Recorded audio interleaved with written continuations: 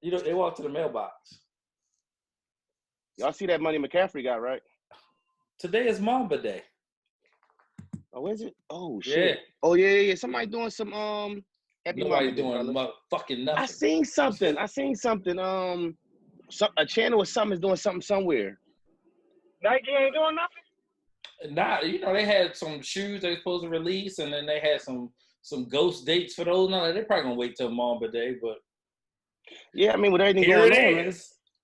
What do you I ain't mean? even. Shipping? What are you talking about? Oh, today is birthday, right?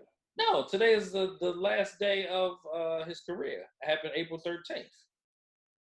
Oh, all right. Vanessa came out and said something, didn't she? 2016, yeah. Oh, so damn, the season will be ending around this time right now. Yeah. Are we getting basketball, yo? Nah. I don't know what for. They talking about they need 30 days to ramp up. Because end of the day, you don't want everybody to get hurt. Just coming out on the court. Yeah, that's fine. But the whole 30 days from May is June. What are you going to run it all the way to August? And then bring you can't run out. October? You can't run them games. Right. That shit going to be crazy. That shit don't almost make no sense. They're going to get hurt then. Like, hurt now. Might as well, either way, you're going to get hurt. You might as well just start the playoffs now and push the season back a little bit. Yeah, but you're going to have the motherfuckers, it was, Jim saying 2 and 3 games back, bitching. Man, listen, dog. Niggas been laying up in the crib. Fucking, they not finna. Nigga don't want to play up. Y'all just bum ass talking about he ain't got no way to get him no shots. Yeah, that's corny as fuck. They said there's a bunch of players that ain't got no hoop. I meant to tell y'all. Bro, I can get 3 hoops delivered to my house right now, and Right. I don't make half the dollar they make. Right. The team should be sending that shit to your crib. Sending crates out. Yeah. Listen, on some shit ain't got nothing to do with nothing, right? There was some different shit, but it's the same type situation, right? The wrestling bull, Edge, right? The bull was coming back to wrestling. Yeah. Do you know, to keep it a secret, the motherfucking WWE sent a ring to his crib and had a ring built in his fucking garage. So he can practice and do his shit. Yeah. And where nobody know about it. Right. So you can't tell me the league can't do that. Exactly. You understand? Exactly. No, that has everything to do with it, Neef. Everything. Yeah. That ain't even on a different spectrum. It's the same fucking thing. Damn, I ain't know that. But yes. How many players in the league? 300? What is it? Shit. No. Somebody got a rim somewhere. Some of them niggas got rims. Right. You figure everybody, you know what I mean? You ain't talking about 100%. Bro, how much space you need for a rim? That big ass crib, y'all got big ass cribs, man. Stop. But can we be honest? Like at the end of the day, maybe them niggas just want to leave work and fuck it. You know what I'm saying? Because they play a lot of games. I'm with you. You know that makes sense, but you can't complain and say like that's the wild ass thing to say. Like, well, you know, I ain't got a spoon, so I'm not gonna cook. And for real, your money attached to this shit, so you gotta go back to work. CJ Column estimated a third of the league lived paycheck to paycheck the other day. Hold on. Whoa. Intro real quick then, because we got to come back to this. We got something to talk about otherwise. Come on. We going to get to that. We got to talk money for sure. This is Brothers Talking Shit, episode 89. I am the Flesh Man, also known as the Fat Boy, and that's all I'm rocking with today. Let's go. And I'm Real, a.k.a. Iceberg Shorty, the king of less controversial comments. Yeah, that's it. And I'm Cool Mike, a.k.a. Dr. Mike, also known as the People's Podiatrist, a.k.a. your favorite foot doctor. Call me Crypto Cool Dropship Shorty Saturday Night Mike, and we the prophetic podcast. We some brothers talking ish. With your cool ass. Damn, Riley. You're trash, yo. You're so trash. Corona. Even that Corona. Hey, I'm Boy Drew, the Charm God. Let's go. All right. Like, to me, what's fucking me up with this whole NBA shit is the fact that now you said they live in paycheck to paycheck.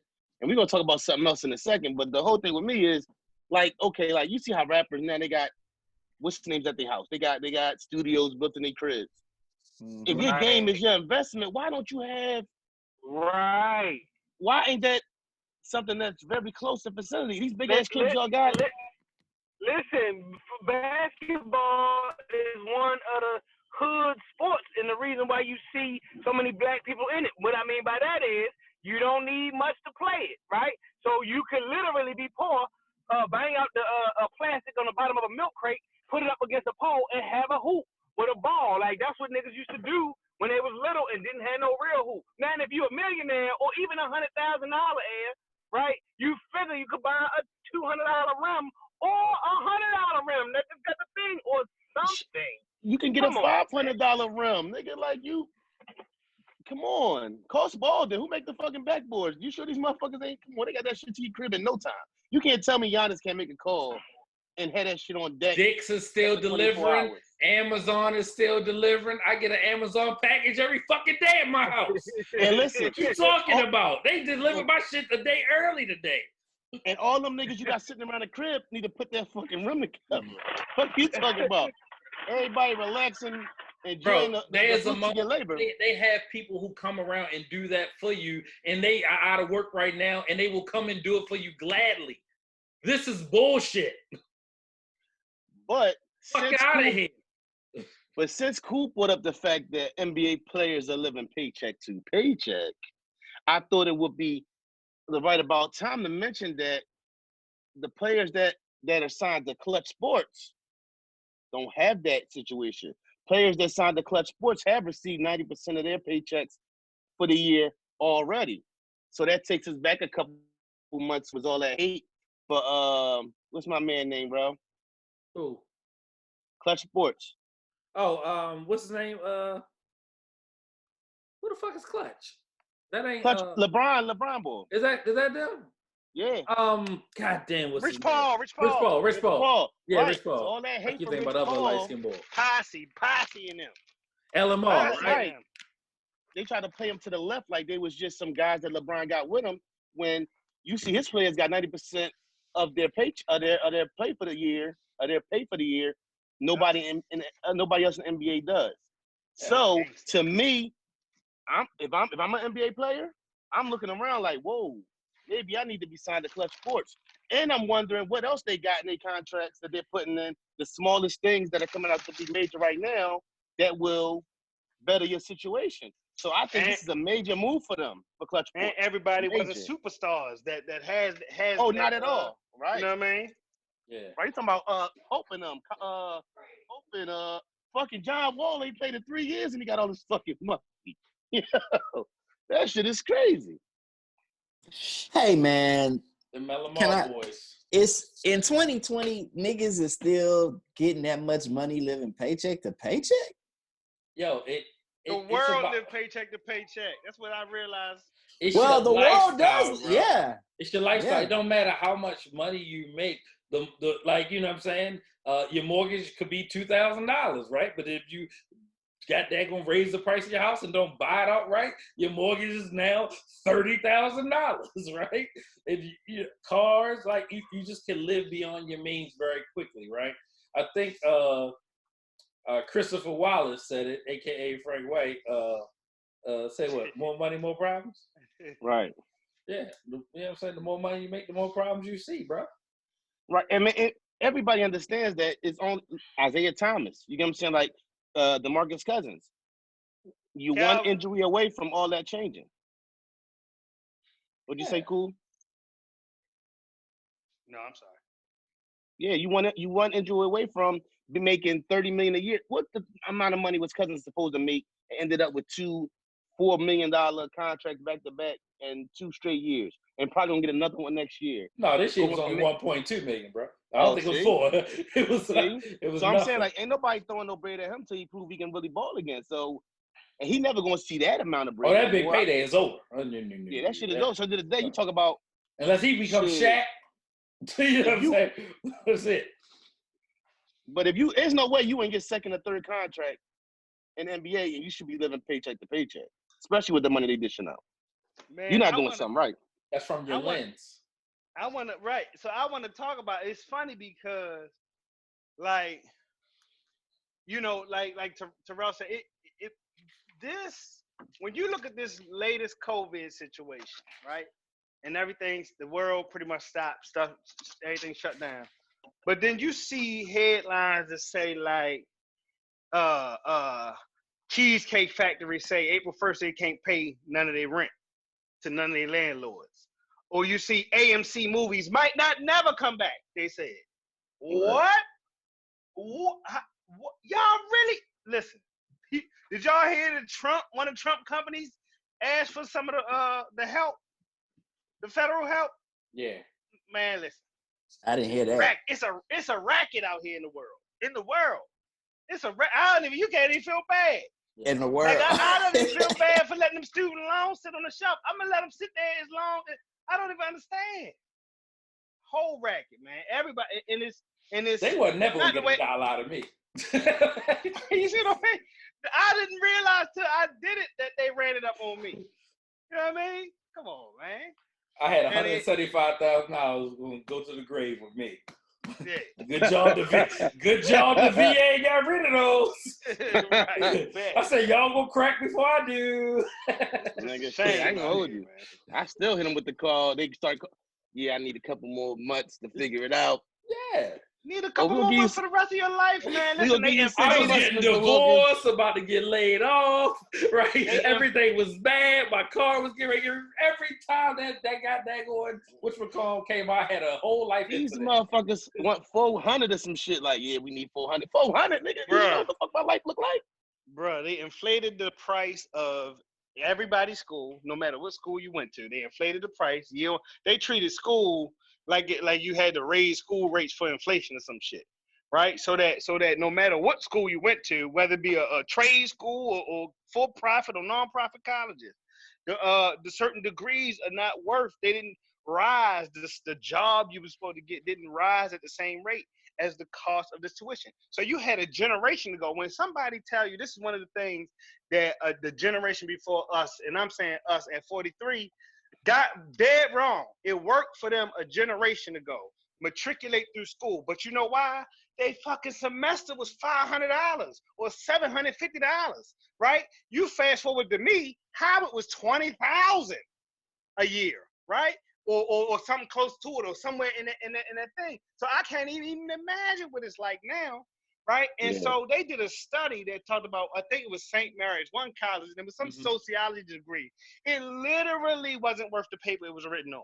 It was like the most expensive private school or something, and you only was going to guarantee 40 grand or maybe 38,000 coming out, something crazy, some shit like that. So this college and the way it costs and all of that, specifically, I should have known it was something crazy when I went to I was in podiatry school, and them niggas had new Cadillacs and new Tahoes every other year. Whole businesses giving people loans that they might never even be able to afford to pay. Yeah, I just was having a conversation. I'm like, oh, such and such son just got a $50,000 scholarship. I said, so? Won't they give him $50,000? Won't you give him $50,000 to fucking open up a business? So what? Yep. So what? You get him $50,000 scholarship, bro. I work at one of the most prestigious universities in the goddamn world, and I saw a bunch of idiots walking around there. Right? Like, you motherfuckers have no fucking clue, right, about anything in the real world. You think all this shit is goddamn gonna glitter, and it's gonna smack you in your face. When I was living in Kentucky and goddamn managing Best Buy, motherfuckers going to UK, University of Kentucky, getting whole degrees, coming to work a part-time job at Best Buy. You could have did that shit $100,000 ago. Right. Without the debt. Without the debt. My question to you though, Cool, would be with your gift and your calling, do you think like what would have been the alternative? Because I feel like for certain professions, I think that's just there. But others, I mean, I really don't see why a higher university exists outside of motherfuckers just wanting to know shit. But like what could have been the alternative to like medical school? What would you have done? Well, I think so. Here's the thing, my shit is loaded because I literally used to say I wanted to be a doctor when I was little, right? And so people say that, but like you only say it because people say what you want to be, and it's like, you know, they ask you 3 things or whatever, but then it's out of like a list of maybe 5 or 10 things, right? Firefighter, you know, military, police, astronaut. astronauts. Right. You know what I mean? Like I ain't gonna say dumb shit, but like it'd be dumb shit, right? Yeah. So that was me, but like what I still had the mentality even when I had the kids, and they might have been, I don't know how old they were, maybe single digits, but now the oldest is 14. But I had the mentality like if it was art, like I wasn't gonna pay for art school, or there was a point in my life where I was because art is whatever. But as I matured in that understanding, you like, man, the world is like, fuck what somebody else think. You better do what you want to do, and the money in that will find you. So I switched from, and it's about a mindset. I switched from saying I wouldn't let my daughter go to school for college for art and pay for some art degree, to, if you want to be an artist, be a fucking artist. You ain't gotta wait for college, right? We could buy a commercial property and call that an art gallery and put your shit in there. Like that's just a mindset thing. Now I don't know how to do that, but that's the direction I would take, rather than the mindset of a father saying, oh, I wouldn't pay for an art degree or whatever the case may be. Do that shit because you want to do it. Do it. Go to college because of the life experience, but don't go because you think it's finna kick you off in life. How many people have we seen not graduate high school and are some of the best businessmen we've heard, or graduated high school, did a year or two of college, and then graduate and end up being billionaires? Like, it's a lot of reasons. It's a lot of. Yep. Yeah, I mean, I'm not saying that's the only reason. All the richest people in the world. What are you talking No, about? I'm agreeing with you, Neef. Yeah. Right. Steve Jobs, Bill Gates. Yeah, them niggas don't got degrees. Right. Bill Gates trying to tell us what to do. I think it comes to the ability to, and this is not against anybody who is, I would say, very rigid and square as far as going to, getting through a 4-year program. You definitely got to follow, or being in the military, you have to be able to follow a rigid line for so long and be disciplined. It's hard. But I think there's elements of the person that can still do that, but not necessarily go the conventional way. It's like your ability to question everything. What's in the crevice and crease of shit? What makes things operate a certain way? And when you have that type of mentality, as we have on this podcast, it's hard to fit in that square or work that job or work. Like, I'm thinking about ways to get money all the time. I'm thinking about, like, the quarantine has been nothing but a motherfucking blessing to me, because it's like I caught it at the beginning of the year. I think I said it here. I'm going to be a millionaire. Okay, I can see that path. You said it. I can see that shit. And so we going to be some millionaires here. But I just think sometimes that's not not sometimes, most of the times it's not safe.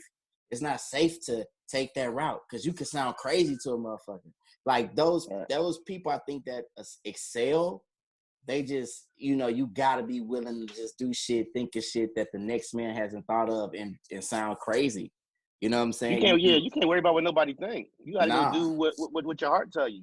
Yeah. And even if you fail, like, at least and that's, I think that's something I gotta think about too. Like, the worries of, well, what if it don't work? You know what I'm saying? Sometimes just stepping out there and taking that risk, and, even if you take an L, like I always tell, like, when you're a young buck, like, you don't take no losses when you learn lessons. You feel what I'm saying? Might need to incorporate that more in my judgment, in my movement sometimes.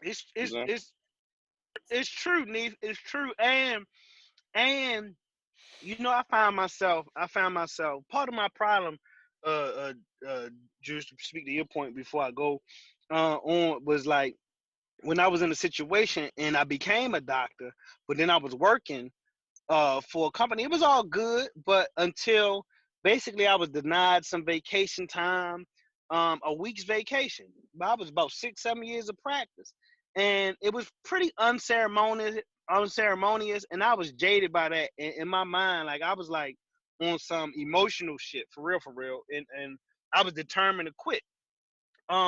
And it wasn't glamorous, and I didn't do it the right way and all that, but that's not even the story. But to your point, Neef, I think we about taking risks.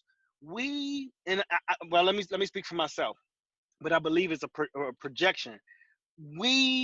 I should be wise to become more childlike, from the sense that what I tell my children to do, I as an adult can't forget to do. So like being a doctor is what it is. And there is a big belief in me that actually believes I was destined to do what I do.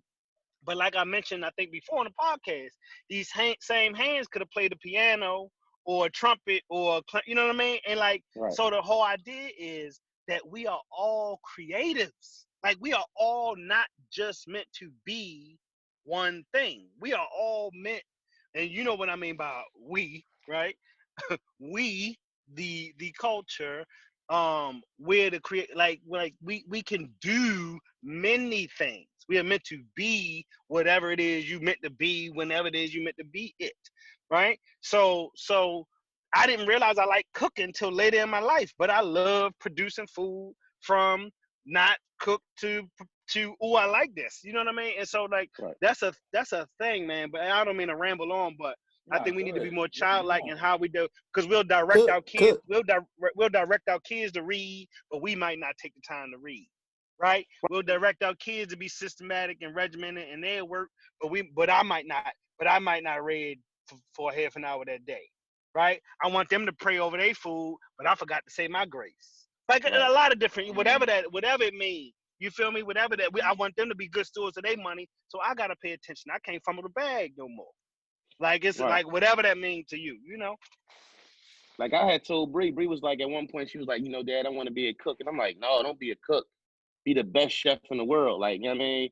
So like, I remember being a youngin'. I remember like probably in my teenage years, I wanted to really work for ESPN and like do like Sports Center and shit. Like at one point, I really thought like, so I don't know why, just something about me in front of a microphone or something like that. Whether after that rapping and then now doing a podcast, it's like, I don't know. I'm just somebody who got something to say. I feel like I got something in me. I feel like that got to get out and got to be heard. You know, so that might be something I need to, you know. Nah, you need to do it.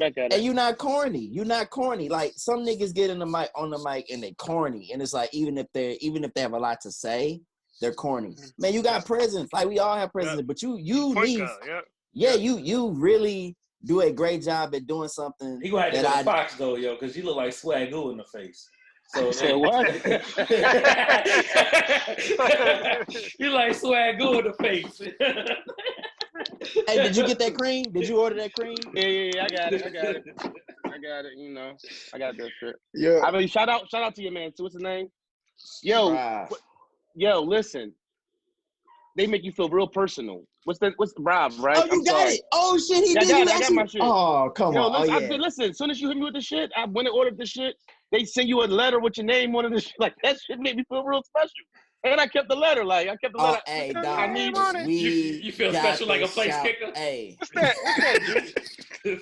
Hey, Nee.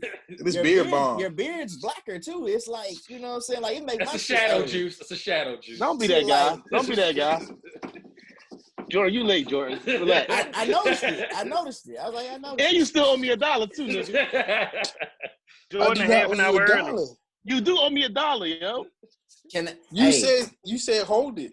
I want to hold it over your head forever. I don't want it. But whenever you say some fly shit, I'm like, nigga, shut up, nigga, you owe me $1. I'm glad you're here, Jordan. What up? We got some topics involving China. So I know, man. Yo, China. Hey, just to catch up with what y'all was just talking about, man. It's specifically a comment about reading, cool.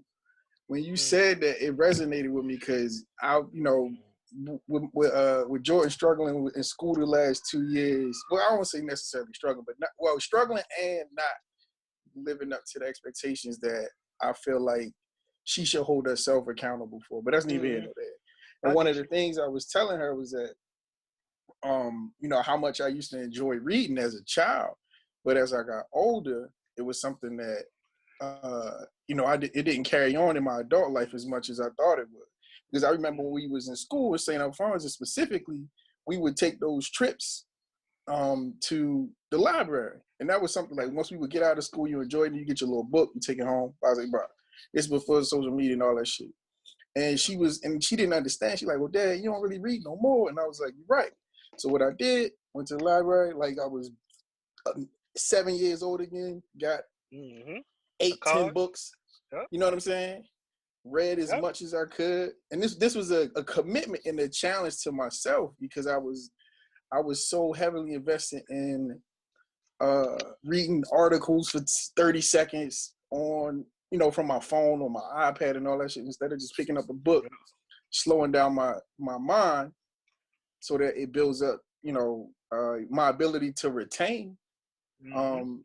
Because for example, I had to take the fucking Series 6-3 exam, which is, you get your 6-3 to trade. I fucking passed the 6, failed the 6-3. And T-Row was like, yo, you can't have one license and not the other. Sent my ass with my personals and sent my ass home. And the reason that I didn't pass, in my opinion, was because I wasn't retaining the information. So it took me losing something and understanding I had to challenge myself. And I think far often, not to go too far off into that, but I think commonly, us being Black folks, we are not taught to entertain. I don't even know if it's just Black folk, but I'm just speaking as a Black person, but not necessarily to go for those dreams. It's been instilled in us culturally before to like pick up something safe, like do something that's going to be able to sustain. And ultimately, as a human being, that doesn't allow you to broaden your horizons, as the term says. And then that kind of impedes your growth, so you'll have people who are like grown men who haven't read a book in 20, 30 years. I encourage people, like, if you do the audiobooks, that's cool, but I'm speaking from my experience. Reading this last year and a half, 2 years, for me, has, for one, it increases your vocabulary. It sounds corny, but no, it's a fact. Yeah, it increases your vocabulary. And this is like this is proven fact. It increases your vocabulary. It allows you to retain information better. It's a form of therapy in regards to curbing all of our anxiety, because all of this access to this media at this pace that it is creates anxiety that we may not necessarily be undiagnosed. This has been studied. So like you read, you pick up a book, staves off dementia. Yep. Most top earners read the most, whatever those stats are. Terrell probably got them. You know what I'm saying? Like that's for real. It does. That's and real. When, like, for example, when Nana was getting older, remember she used to read the paper. Yep. And her doctor said specifically, was like, her reading that paper will stave off dementia. Yeah. Longer than she also used to do crosswords. I'm sorry. Yeah, that's what I'm saying. Like little stuff like that, and for the most part, her mind was pretty sharp up until her health declined, but her mind never really. Yeah, your brain is a muscle. Like you can't neglect you know what I'm that. saying? Our grandmother had 30, 40 damn grandkids. She was still sending birthday cards up until maybe about 2 years before she passed, bro. Your brain is a muscle. Is so important because we talking since we've all been born, science has shifted and kind of caught up or has a better understanding that like you literally can grow your brain. Like remember how it'd be like, oh, it's a child's brain till it's not, then it's developed that age, whatever that age they used to say. But no, you can continue. You can teach an old dog new tricks, nigga. And as a matter of fact, if you don't, you will become the old dog. But if you stop learning the tricks, you're gonna become the old dog. And that's new science. Maybe the last 20 years or so. Right. Yo, it's crazy, right? Like, hearing y'all say that. First of, one of y'all got a lot going on in the back. I don't know if it's Jordan. Yeah, but I find myself at a point where, now that you speak about the reading thing, I find myself at a point where as though I'll open mail or I'll read stuff, and I find myself glancing over it more than reading it. Now, like I find myself in that situation now, and then you saying it made me think about like I'll find myself like looking for the important shit instead of sitting back and actually reading something. Like, and I don't know if it's the times and stuff that just got me more lazy. Also, what else jumped out to me in this conversation is just like when I think about my career has really been a safe career. When I first joined the Navy, my first day, when you take the ASVAB and you choose a career, I was gonna be a dental tech at first. Now, if I'd have been a dental tech, I wouldn't have met Rel, Juice, I don't even know if we be doing this right now if I was. The next day, after I slept on it, I said I wanted to do culinary because my mom was the type of woman who didn't want her son to be the kind of man who needed a woman to take care of him. So I was familiar with the kitchen. So that's what made me end up doing it. My pop, he's a good cook. My mom, so that's kind of in me. My passion isn't that though. You know, to do something for 20 years and know for a fact, I don't watch the cooking channel. I don't know every chef that's out here that's doing something. There's motherfuckers out here that's really like that. And and when I went to school in 2010, I went to school basically just to get the degree. I felt like I had the work experience. I needed the degree to, you know, as far as my resume, it's a good look.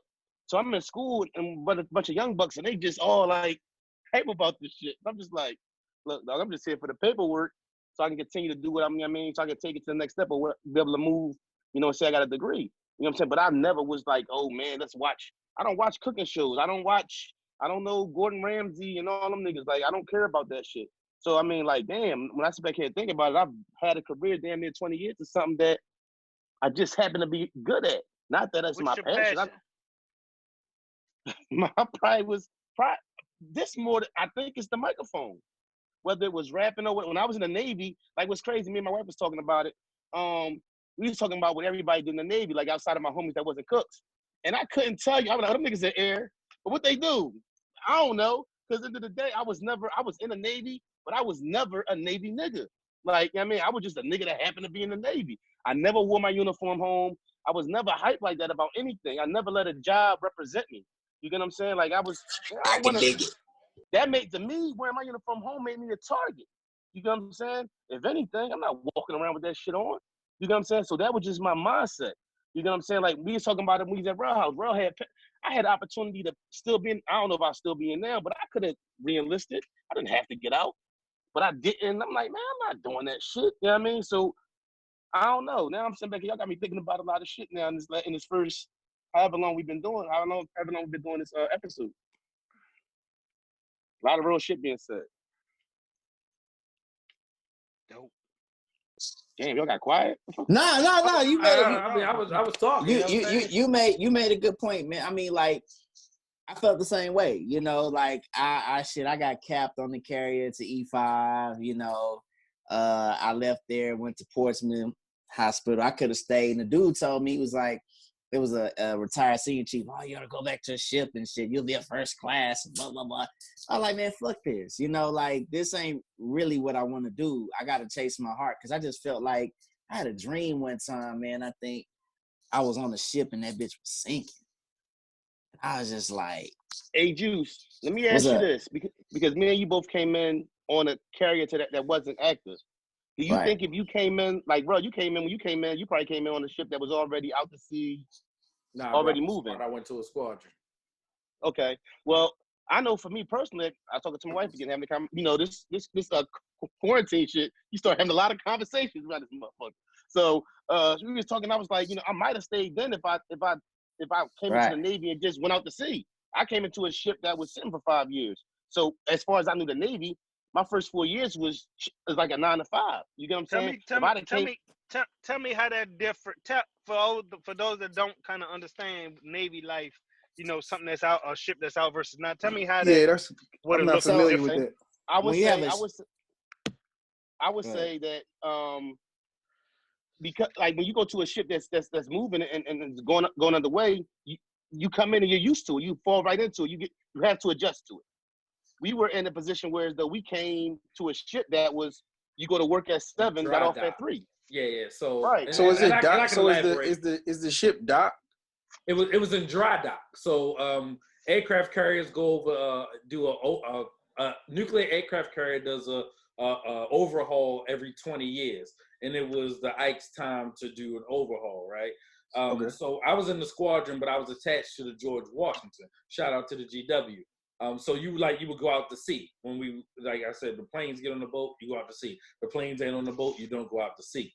But they came into a situation where we were in the overhaul period. So Neve most of this time was in the shipyard, right? How many underways did you do? 1 or 2? I didn't do what you mean. Like I did like I ain't even go nowhere. I deployed. First I stayed till we You stayed for deployed. deployment. Okay. Yeah, I deployed. And I should have extended for a year. I thought now that I'm grown, like, you know, when you a kid, I'm like, man, I want to be out to sea. But the money I was making, if I had went out to sea, Sea Navy right? is better. But I than, never experienced it. Yeah. But if I came into it, if you came into it, jumping into that life So- of going out to sea. You had people on the Ike who literally was in the Navy for their whole 4 or 5 years and never went out to sea at all. Yeah. Okay, Yeah. so when y'all say, so Neat, I guess my question is, you didn't necessarily experience a life like Terrell, like Japan and all that stuff. Right? Well, so it's more specific like this. When you're in a dry dock, it's like you literally are going to work every day and getting off, and you don't have to worry about going on deployment, meaning that you're just going in, you can get your leave. It's like working a regular job. When you're in the Navy, when you're fleet ready and you're in the fleet and you're deploying, it ain't like that. Right. That motherfucker can go anytime. Some shit could pop off. Then you are going to deploy. The deployment can get extended. So it's like it's a different type of hustle. The most I did was workups. I did the workups out for a week or so. I remember one time I went out for like a week, came back, was home for a day, and then went back out running the workups and all that. Yeah, but you gotta remember, my family experienced me being on deployment, right? Yeah, so I was out to sea when Nicole got bombed, right? Yeah. I was in New York Harbor on George Washington when 9/11 happened. Nigga, right? we thought this nigga got hit, bro. And remember, it happened on the mess deck, so all you heard was a bunch of cooks died on the USS Cole. You know what I'm saying? Was losing it, bro. She's like, I don't know. I was like, he was like, what the hell happened? Like, that's how shit was for anybody. I was in A school. I flew 2 days after 9/11.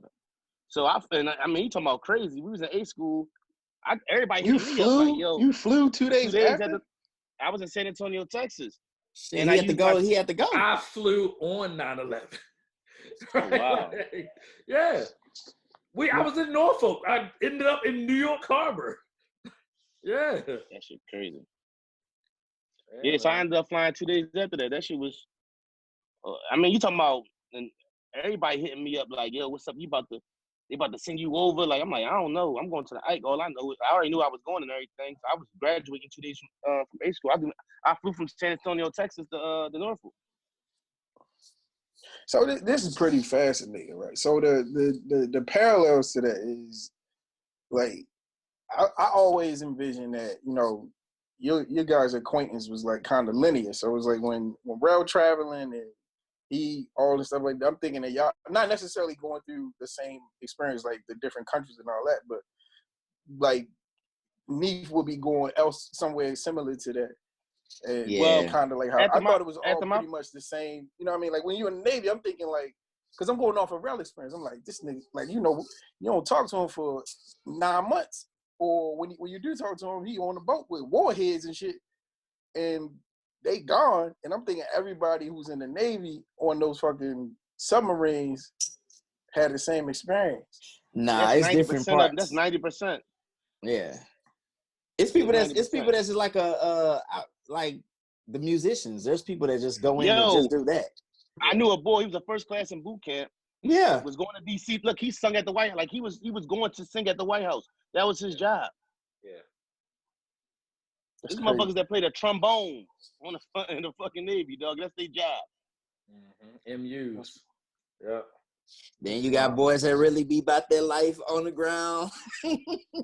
You know what I'm saying? Killing folk, you know, really on the SEAL type time. And so they were sending niggas from, like, they were sending cooks and shit over Iraq to replace Army niggas, and niggas was giving M16s and right in the mix of that shit from the mess decks. Individual augmentees. Yep. That IA shit was real.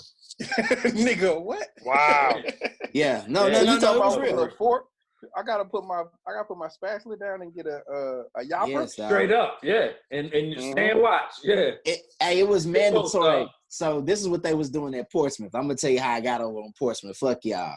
So what it was, if you had so much time at the hospital, they would send you IA. They ended up not liking me because I was on my shit. I was cocky too. They wanted to send me, but I had only somehow I only had like 2 years. What I did was like, I had enlisted early while I was on the Ike, and it took me out to like, I just had 2 years at Portsmouth, right? So they couldn't send me. When I got to like the last part within that 18-month time frame, I just extended for a year. And then that, you know what I'm saying? I got out because they were trying to send me. I'm like, man, fuck that shit. I ain't going. Like, I'm trying to get out of here too. I know a couple niggas that had went over there, man. Yeah, Shit was real. Damn, this one we ain't expect to go Navy on this drink. Yeah. Flow. Right, no doubt. Yo, what's up with hold up, man. You said some China things you wanted to speak on, right, Juice? Nah, man. I mean, we talking about money on some real shit, man. Like what Cool was saying, it ain't just the basketball players, it's the world. And I actually put a great piece from Valuetainment on there. And hey, Cool been sending me some shit too, man. I just been kind of going down the rabbit hole on things. But as far as money in this country and how shit is going right now, is really fucked up. And you know what I'm saying? I think China has something to do with that. Yeah, I'm gonna say that here because I didn't even know that it's a clause in that fucking $200 billion agreement they had to where if like something catastrophic happened, like this shit right here, they don't necessarily have to hold up the agreement. You know what I'm saying? So that's kind of wild to me. And supposedly their economy is what the tariff agreement? It's a clause in the tariff agreement. I believe so. Well, I don't know. Is that the only agreement they signed? Yeah, that's the $200 billion agreement that they signed, right? Yeah. Yeah. So yeah, it's in that agreement. It's a clause in there. Check that Valuetainment shit that I sent you. I mean, it don't be like conspiracy theories. It's be like people that's really like been on CNBC and shit like that, and you know, the academics or whatever. Ain't they saying that stimulus check you have to pay that drink back? Nah, that's not true. You get it? I heard something said on your taxes. It's a credit, man. It's a credit. It's not like that. We won't have to pay it back. It'll probably be our grandkids. But dude, yeah, we're carrying debt, bro. Like all this shit is backed by a bunch of fucking debt. So at the end of the day, so this is my I don't know if necessarily it's a theory, but that debt shit is, me personally, I feel like it's a bunch of bullshit because the money that they borrowing, quote unquote, on our behalf without our consent, we don't necessarily benefit from that directly, especially as consumers. When we drive so much of the economy globally, just as like the United States, period. Like we consume so much of everything. Like, but there's not even a billion people here, and I think we're like a third of the world's economy or some shit like that. Close. We're like not even having a billion, but we apparently have all this debt that it's just numbers. That shit don't make sense. It don't even make sense. Like I don't even know if y'all paying. Like recently, it was 2 days ago, Trump said that he's not going to bail out the Postal Service, the USPS. They was dead anyway. they were, but so I mean, honestly, they were, and they're saying that they're cash strapped and they may like have to, they say this every year, but they say they're gonna have to stop delivering mail by September. At this point, if they continue, but he's not bailing them out, but he bailed the banks out. The post office is an entity that's operating in an archaic fucking context, far beyond where we at 2020. However, it is efficient, it's sustainable, but to not bail them out and to bail out those banks who just bleed people dry for the last 50 years. It's just crazy, man. This shit gonna be wild. But what you gonna do without the banks? I think you gotta bail the banks out, dude. So you have to. You can't compare the banks to the post office. So now I think about it, right? My family went down to the mailbox. I'm like, what the fuck do I need in the mailbox right now? Right? So they're going down there looking for a package, right? So really, it's a matter of, does Amazon got their fleet up?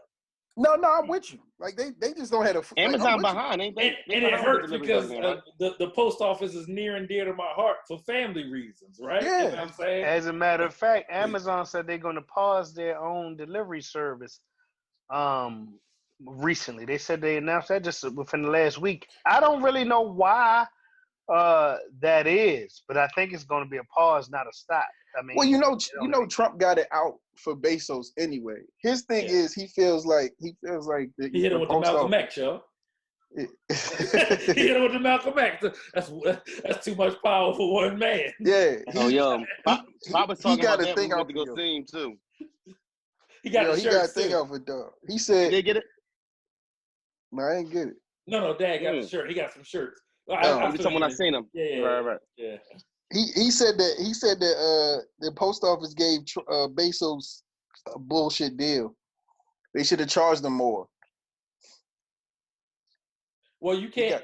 He got the leverage. What are you talking about? This is Trump talking, bro. He don't know. He counting that man money. He trying to figure out. Hey, but can we be real? Yeah, do we need the post office? I mean, that's what I'm saying. Everybody, yeah, I mean, everybody's like up in arms about it because they think that shit is attached to the government. That's what it really is. They think it's a federal thing. So that's the thing. It isn't. So that's people.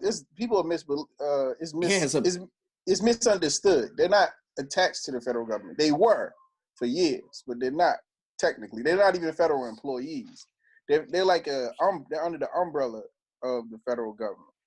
One main thing, though, from a post office like pro standpoint, I don't know all the politics, but it is some politics behind why they have this insolvency going on, and part of it is the fact that they are the only entity, I believe, that has to pre-fund their pension by so many years ahead, and apparently 30 years ahead. 30 years. That's ridiculous, right? Yeah. There's like the car companies didn't have to do that, right? So, I don't know, but I believe there is or has always been or could be legislature that would allow kind of a solvency, I guess if that's the opposite word, of them for however many years if they was to kind of unlock that whatever archaic law. Well, correct. I believe it is a bigger issue because you're going to eradicate a huge part of the economy from a workforce standpoint, right? Right. Name a place where the USPS ain't at. They have the third largest workforce in the country. Right, and you can't unemploy all those people, right? Because you have a bigger issue than a bailout would cause. So it's the same thing with the banks. But I think that people on the grand scheme of things like that. So I tell people, you can't just cure cancer, right? You know what I'm saying? You can't cure HIV. You can't cure AIDS because you're going to take jobs away like that. You know what I'm saying? It's instant jobs that are gone. And we laughed at Chris Rock when he said the money's in the medicine. You know what I'm saying? Right. 20 years ago, right? You know what I'm saying? That was 20 years ago when he said that. But then you think about it like, oh yeah, no, we're just gonna live with some shit. So you just can't eradicate certain things for the sake of doing it, right? So that's a nationwide thing that would directly be affected. And postal workers make decent money, right? But it's why y'all sending this shit to my house, right? Like, well, that'll die with a certain generation too. You gotta think that ultimately they, like when you say they sending it, they are supporting their customer base, right? So their customer base has shrank over the last 20, 30 years. That's what I'm saying. Yeah. So their customer base is shrank. Their biggest customer is the boomers. Is Amazon and Penny Save. I think Penny Save some shit like that in regards to revenue.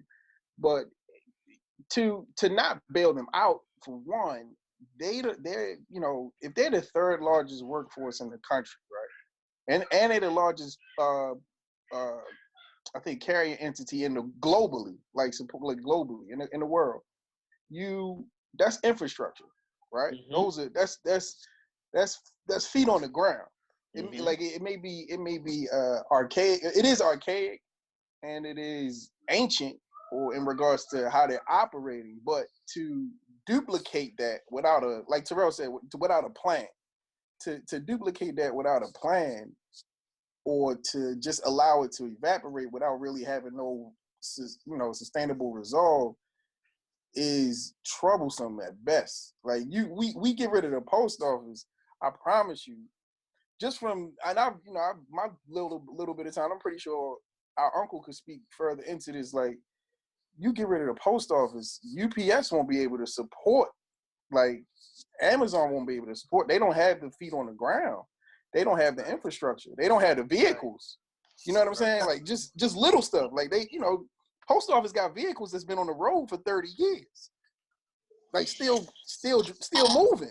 You know what I'm saying? I don't think it matter though. I don't think it matter. I think you will see this in other industries. I think you're going to see this in other places that you're not used to, because everything is even still, Juice. Like, they, and I agree with you. You will, but with what kind of I don't think you need it. Like, I don't strength. think you need, when you're talking about drones, when you're talking about, how you're getting products, when, most people getting these deliveries, FedEx and shit. I think they have the money that if they need the workforce for that, they'll pick it up and do that.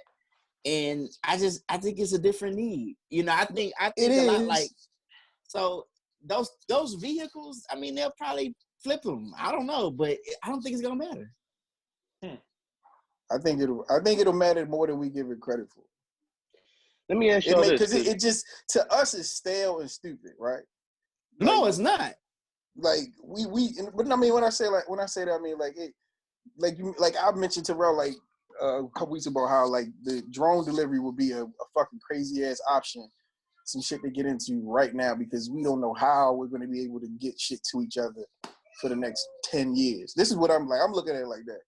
Mm-hmm. And you say that, and then you think about it, it's like, how the fuck a drone is going to get me my TV? You know what I'm saying? But it's gonna be possible, because so that's gonna open up. Juice, you gonna want the drone to drop the TV off on the porch? I'm not gonna have a choice, is what I'm telling you. I'm not gonna have a choice, because things are going to where you don't have a choice. Like, you may not want to get certain things, but you're gonna have to get certain things. And now that's gonna be a whole new thing of needing artificial, AI, people who can write programs, program coders, all that. Like, that's going to be a whole new workforce. That's what I'm saying. Like, yeah, but that takes away. So that one coder takes away a job that, let's say, 10, 15 people may be supported off of for that one product. I mean, well, you got to think about it. With this iPhone, though, you may have several people on the team. Like, obviously, it's going to shrink. You may not need as many people, but I don't know what that's going to look like when you have everything on, running AI, when everything's just computer, and it's going to open up a workforce that I think will be a lot. I don't think you need quite a few people to do that. I don't think it's just like 3 people running a whole. Nah, I don't believe that. Well, I mean, I'm just saying, like, when you say automation, you thinking what I'm looking at is in regards to how the post office has been able to sustain in regards to getting, parcels as well as mail to people, and that's human beings' feet on the ground. Right. I feel you. Which is archaic, you know what I'm saying, but is pseudo effective. They just don't have the customer base that they once had. Like, people don't pay their bills, send them in the mail as much anymore. I think that's just business though. Like, businesses, they need a bailout. Why? You know what I'm saying? They've been in trouble. Why? It's business. Like, at the end of the day, ask for a bailout, right? Huh? It's smart for them to ask for a bailout. Shit, I applied for a fucking loan. Right? If they print money at the bank, nigga, I want some. Yeah, for sure. Yeah, and they literally are printing money at the bank. Printing money at the bank. I don't want to sound like I don't want to sound like I'm not trying to have some empathy either, man. Like, people losing out. There's gonna be losers in this right now. It's gonna be winners and losers, and you feel bad for the losers. It's like, man, you lost. Like, but shit, you got to learn from the loss. You know what I'm saying? If the loss ain't too bad, you know what I'm saying, you can lose and not fail. I would say I need to fuck with Gary Vee too. If y'all don't watch him, love watching him. He talks about loving to lose. Shit, when you lose, you learn how to win. So at the end of the day, it's gonna be people that's gonna lose out, switch it up, do something better. But you gotta take this. It's just troublesome. I think, like, for one, I think his personal vendetta against Bezos is ultimately, I think, was affecting that relationship. But to not even consider bailing out an entity for whatever, however we may feel about how they're operating still in these current times with all the technology that we have, who has the, the third largest workforce in the country. And then our expectations that someone else is just going to come up and pick up the slack immediately is irresponsible. Like, I can dig from that. our president, I can dig it. you know what I'm saying? I can dig it. No, I can dig it. Let me ask y'all this though, because I know we going through some things up here as far as like, yo, it's hard to find paper towels anywhere, dog. Like, are y'all going through those things in your city? Like, they got it now where though they got a line outside the supermarket. They don't let it's like the club. They're not letting you in until somebody else come out. They got you've been not able to find no Lysol stuff. Like we've been not able to find that. But now it's like going in the market, you can't find paper towels nowhere. Is that just up here or is that going on with y'all that too? The giant by my house. The giant by my house. The paper aisle has been empty every day that I've been going there for the last 2 or 3 weeks. So it's like if you ain't catching when they dropping them off, you ain't getting them. So I gotta. Right, you gotta get up early. Yeah, I gotta get up early and go. You know what I'm saying? Yeah, it's PlayStation, Xbox release day every month. Yeah, like if you ain't in there when they dropping by 12 o'clock, if I oversleep and I don't get out 12 o'clock the late, house, bro. Yeah, if I don't get out the house and move until like 10, 12, that's it. They gone. Yeah, let's be clear. There is no shortage. Let's be clear about this. Can I speak to that? There is no shortage, right? It's an overabundance of purchase is the problem. There's no shortage, right? I used to work for the largest distribution company in the world. Let's be very clear. Yeah. I would put 3 trucks of goddamn trail mix in a Walmart a day, right? And we talking about I spent $1.7 million of goddamn Warren Buffett's money before lunch, right? Of just trail mix. So there's like Walmart has 22 distribution centers throughout the what in Texas? Country. No. Oh, throughout the country. Throughout the country. No. 22 distribution centers strategically placed throughout the country. So, hey, bro, I got a question. There's stuff in there for goddamn Halloween right now. Don't get it fucked up. Hey, yo. Hey, bro, I got Don't get it fucked up. By the summer, goddamn Valentine's Day shit was already in the warehouse. Don't get it fucked up. So Smithfield put out an article today that they are on the cusp of like it being a meat shortage. You don't believe that? No. Okay. You know why they would say it's on the cusp of being a meat shortage? Real quick, Neef. You know why they would say that? Because the money, the sales, right? So now I go in there and say, oh shit, I really only needed 2 packs of bacon to last me, but I'm gonna go ahead and get 7. But guess what that turns into for them? A fucking sale. You know what I'm saying? Pork is cured. Get the fuck out of here. Who y'all celebrating? Bacon is cured like a motherfucker. That shit don't go bad. Yo, listen. And it ain't no bacon in that motherfucker neither. Like, that shit ain't because where you would go and buy 2 packs, you're now buying 5. Right. I'm going to get 2 rolls of toilet paper or 2 packets of toilet paper where I would only buy 1. So it's an abundance of what it is. The shelves are not built for you to go ahead and stockpile, right? The giant, the Kroger, Safeway, the HEB, whatever it is you shop, Wegmans, they're not built for doomsday prepping. Guess what? Everybody is doomsday prepping.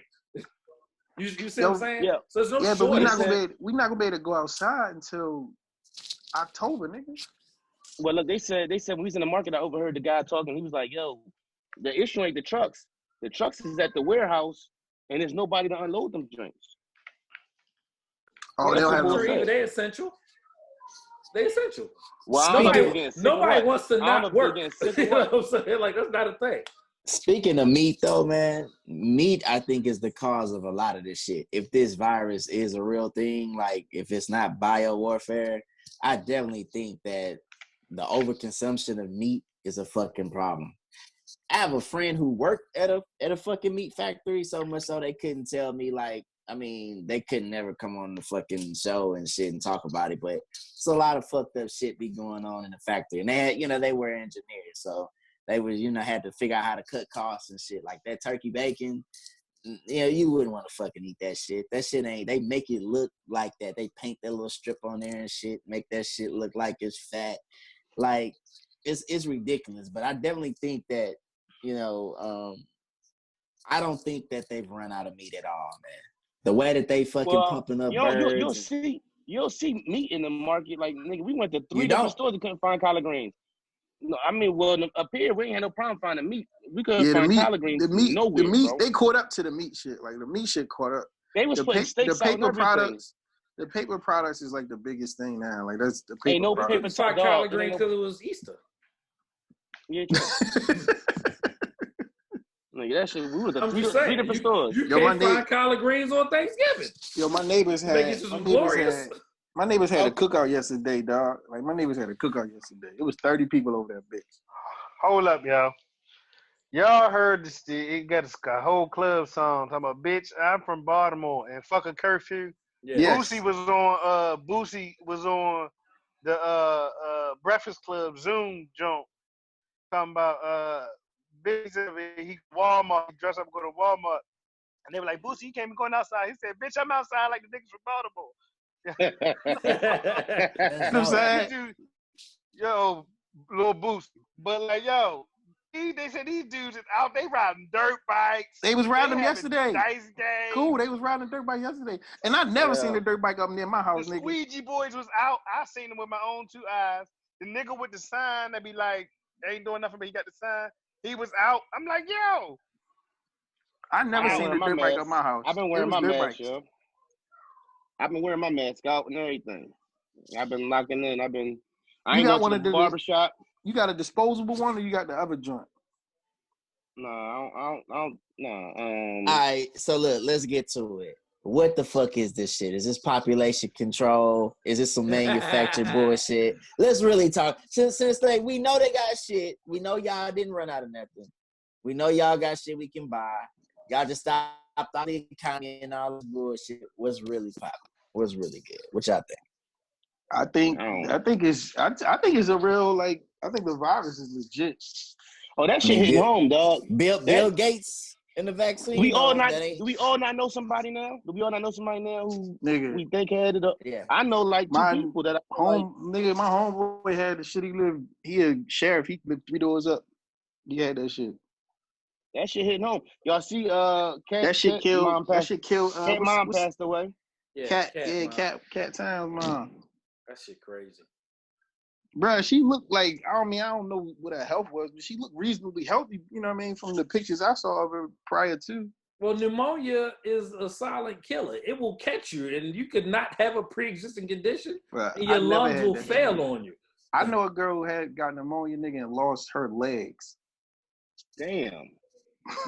That pneumonia ain't no joke. People like, yo, I've been blessed, and knock on wood, but I have not really had like the flu or like I never had the flu or pneumonia. I've had strep throat. That's it. I had strep throat before. Like, I never really had no like in the bed. Like I can't. I'm feeling cold shivers. I never been that. You know, knock on wood. I never been that sick, man. That shit. Serious. I've had the flu before, but like I beat it on my own and shit with some whiskey and some goddamn weed. Yo, always tell you get a cold. They be like, man, you better get. What they say? What's the name of that? Jack shit? Daniels. I just forgot that fucking place. No, it's I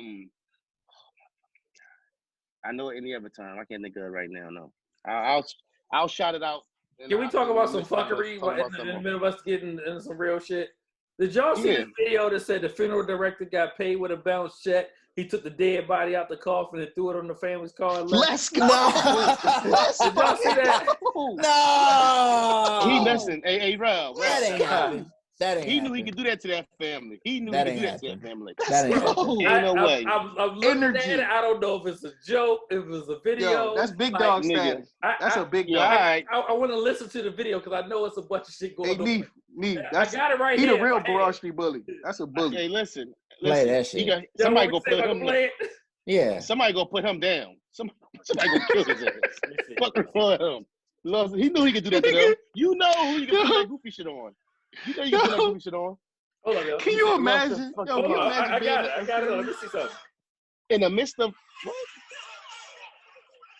Oh no, hey, Ro, that's not real, Ro. Oh, all right. Oh, shit. I seen that. I seen that. I seen it. It's staged. That joint staged. Oh, bro, that. Yo.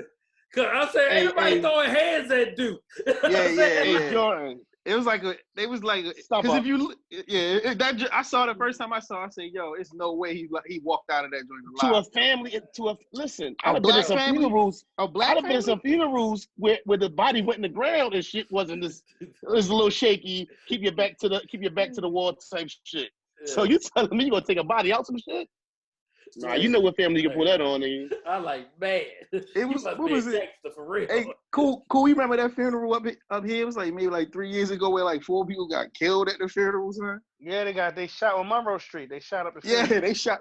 Yo, they not playing. Matter of fact, I worked with somebody. I worked with a girl that had a family member. Well, she had somebody close to her get shot, right? Murdered, right? Over East Baltimore somewhere. And that person was supposed to testify in some sort of upcoming trial, right? Mm-hmm. So they was having she was responsible for that person, that loved one's funeral arrangements. She had to call the police and ask for an escort. They try to give her flat. We don't do that. They said, sir. She said, sir, somebody just, you know what I mean? The funeral just got shot up the other day. You're not about to handle somebody that was tied to a witness protection situation. You know, police left. So they ended up actually escorting her, you know, private regular citizen or whatever, that funeral. But it was only based on the actions that funeral got shot up on Monroe Street. Somebody got killed at the funeral. Crazy, bro. Yeah. Hey, yo, what was up with this whole Tory Lanez situation, man? Bro, break it down. We talking about the Tory Lanez. So Instagram has a no nudity policy. So Tory Lanez was basically having, you know what I'm saying, pseudo stripper parties on quarantine radio. But he was doing a little bit of everything. And, you know, the CEO was like, yeah, I loved it. And, you know, he's brought a lot of awareness to, you know what I'm saying, the platform. But they said, you know what I'm saying, no nudity. Like, they got rid of Fendi. Fendi ain't been back, right? But Fendi was, whoop. Bro, Fendi. Shout out to Fendi, bro. Yeah. God bless him. I ain't even see Fendi jump. That's my point. It was like, I sent it to Rel. A lot of chicks made some money. No, there was Fendi that night. Yeah, that was Fendi. Who? Somebody sent it to me. That was Fendi with the two chicks. Yeah, remember I said I'm thinking that was Boosie joint. No wonder. No, that was Fendi. Fendi really had the best joint. But it was black entrepreneurship at its finest, right? Yeah, bro. Like, yo, don't take nothing off until you get at least $100. Yeah. Right?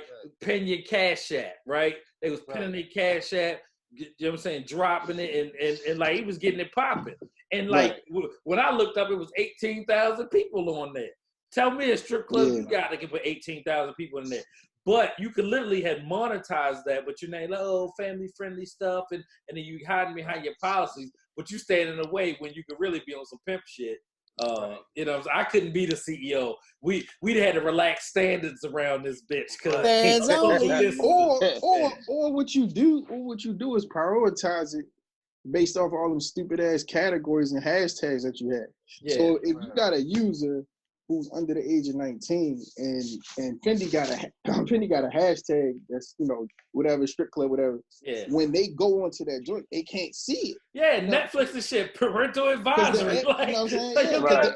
You gotta just have it where you gotta click on there, like, are you over the age of 18? This about to be lit. Boom. Game over. That's right. So Tory was doing the same thing, but they let him come back, and I guess he kind of understand. But I believe now you can show your breasts on Instagram. It's just the ass. I don't know what they full of shit. So these hoes up here showing their pussy print and everything. Right, but hold on. But Twitter lives don't pop like that. Am I wrong? Maybe I'm wrong. What Twitter lives? But you don't see everybody really go live on Instagram. You can't go live on Twitter. Can you go Twitter? No. It used to be Periscope. It used to be Periscope. Yeah, and then you would like put a video up there that people could watch. Oh, they showing porn on Twitter. They showing porn on Twitter. Yeah, for sure. You can look at porno. And it's so you crazy. You cannot be following somebody. You can just whoa. Right. Yeah.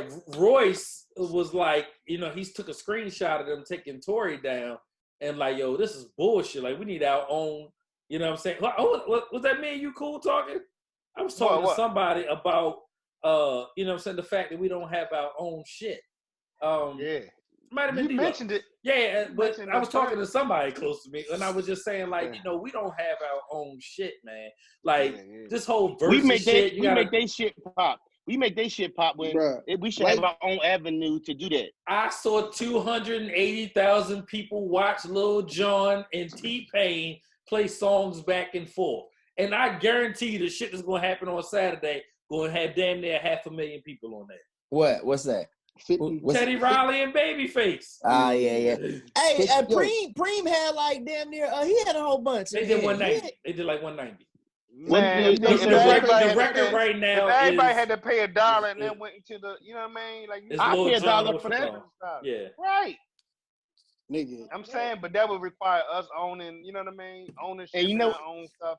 And you know what Tidal doing? Tidal sitting back here and putting them songs that they played, and they got their own playlist on Tidal. You can go on Tidal and play the actual songs in the order that they played them. It's not that same, but that's then smart. You sit back here and tell myself, like, I got a beef with Tidal right now. I got to put it out. What's wrong with your Tidal? I got to put it out there, son. I don't even want to do it, but I got to put it out there. I ain't been able to access my Tidal for like 4 days, yo. And I got locked out of my account. It won't send me the email to read what's name. They don't have a number. Listen, man, ain't no phone number. It's the Netherlands, ain't it? It ain't no phone number. It ain't on the fucking moon. I don't know. The Netherlands is like, I can see the Netherlands like I can see fucking China and shit. Like, so it ain't like it used to be. Right? Hope so this shit is, man. We don't know who the fuck running that company. Listen, man. I said I get generic emails. I got one generic email since then. I called them hit them on Twitter. I DM Tidal support. It's bullshit. I'm literally about to switch to something else. I mean, literally. If my Spotify, go to Spotify, bro. Too deep. Listen, man. I tried Spotify free, and it was on some Pandora, and I was like, this is bullshit.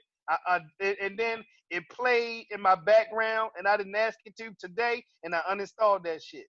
So it ain't gonna be Spotify next.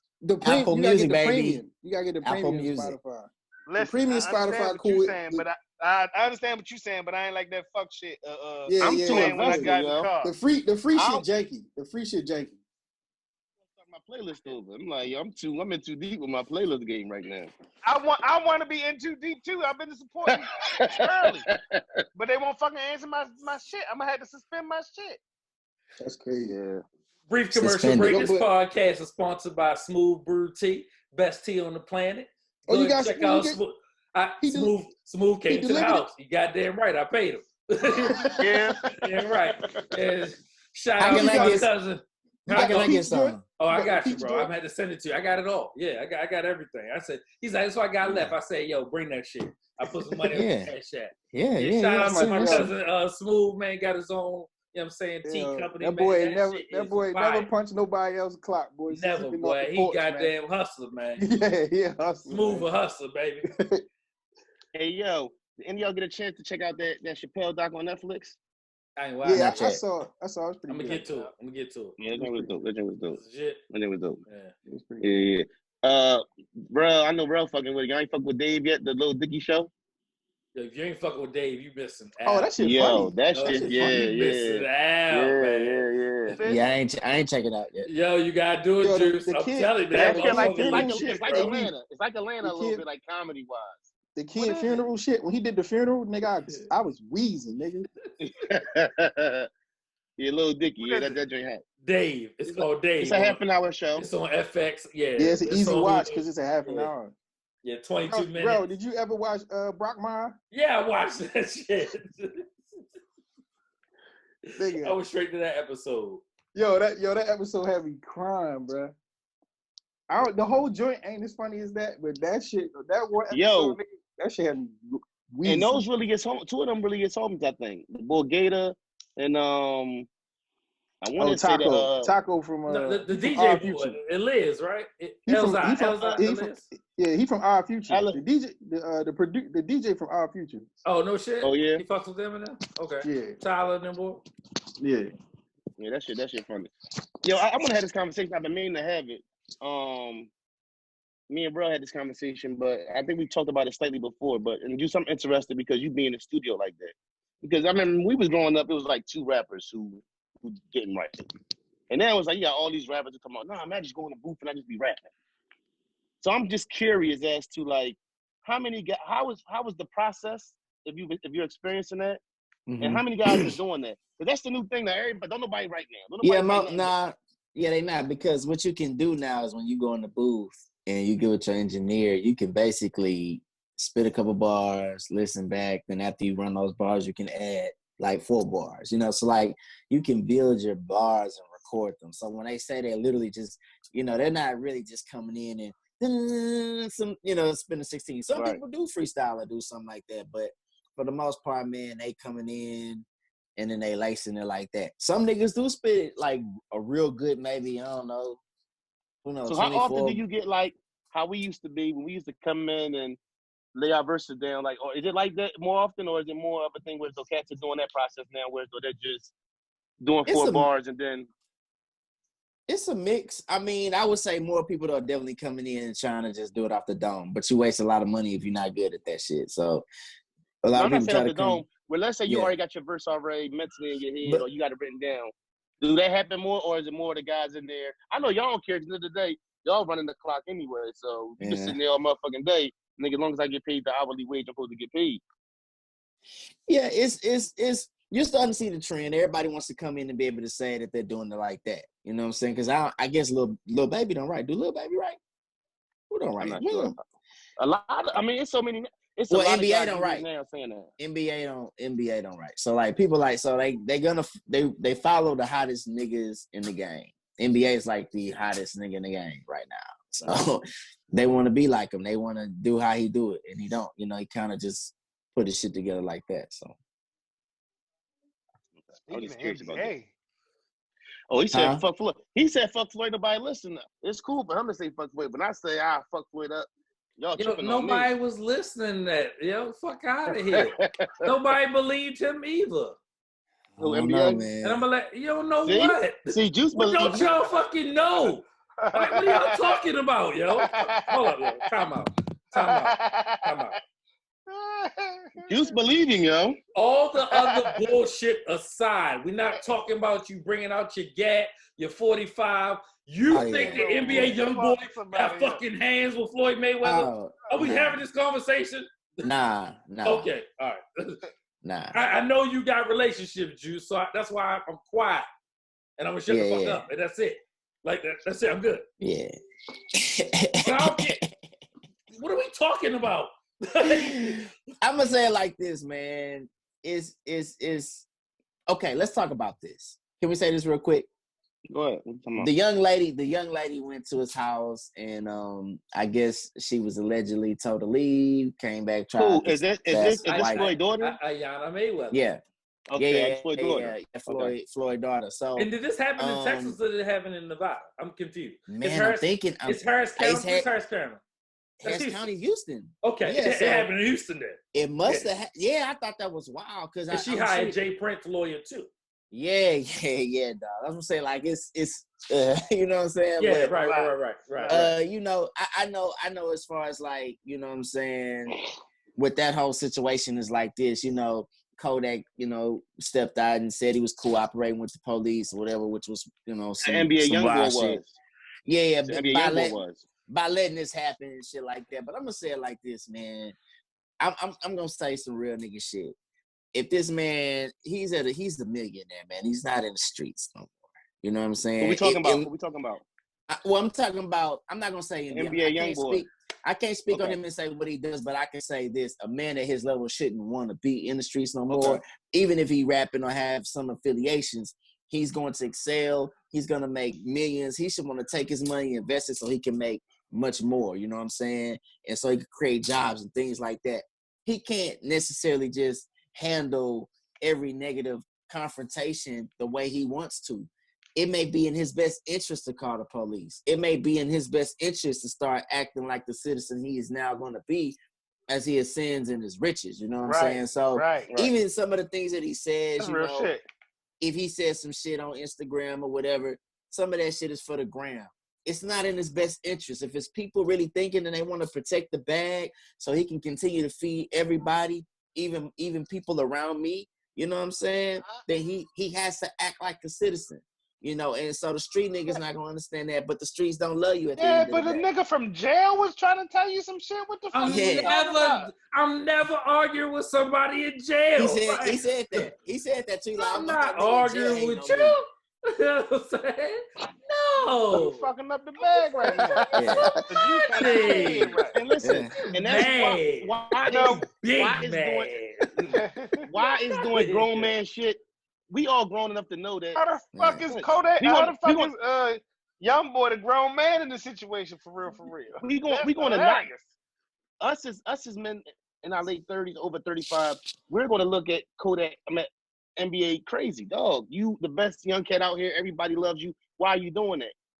The young cats is going to be, of course, you got to pick. You know what I'm saying? Like, we respect NBA going about it the right way. You the hottest guy out. Everybody loves you. You should be making what he's supposed to do.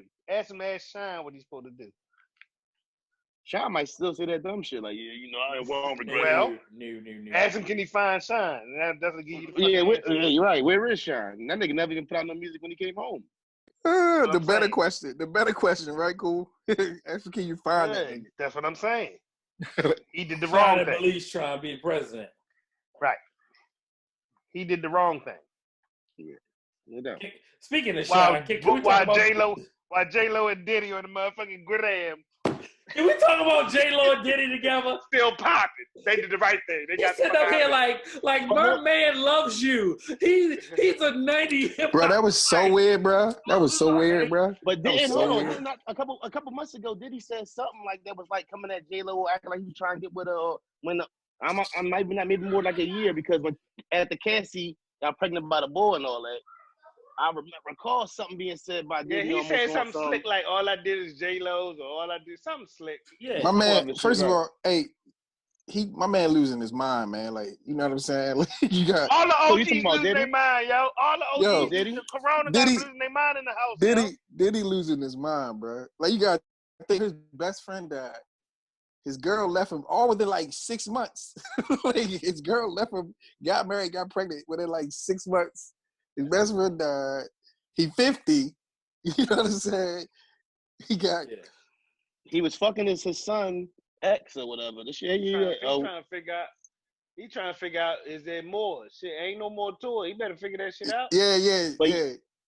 That shit go back to that. He probably like, yo, I should have just got married, right? Yes, you should have just got married. That's what he said that shit. He said that shit about Kim. Mm-hmm. Yeah, that shit gonna eat him up. Now, I'm not even saying he might be wrong, but like he might have been one that ain't listened to that whatever shit that told him, yeah, yo, go ahead and do that. You know what I mean?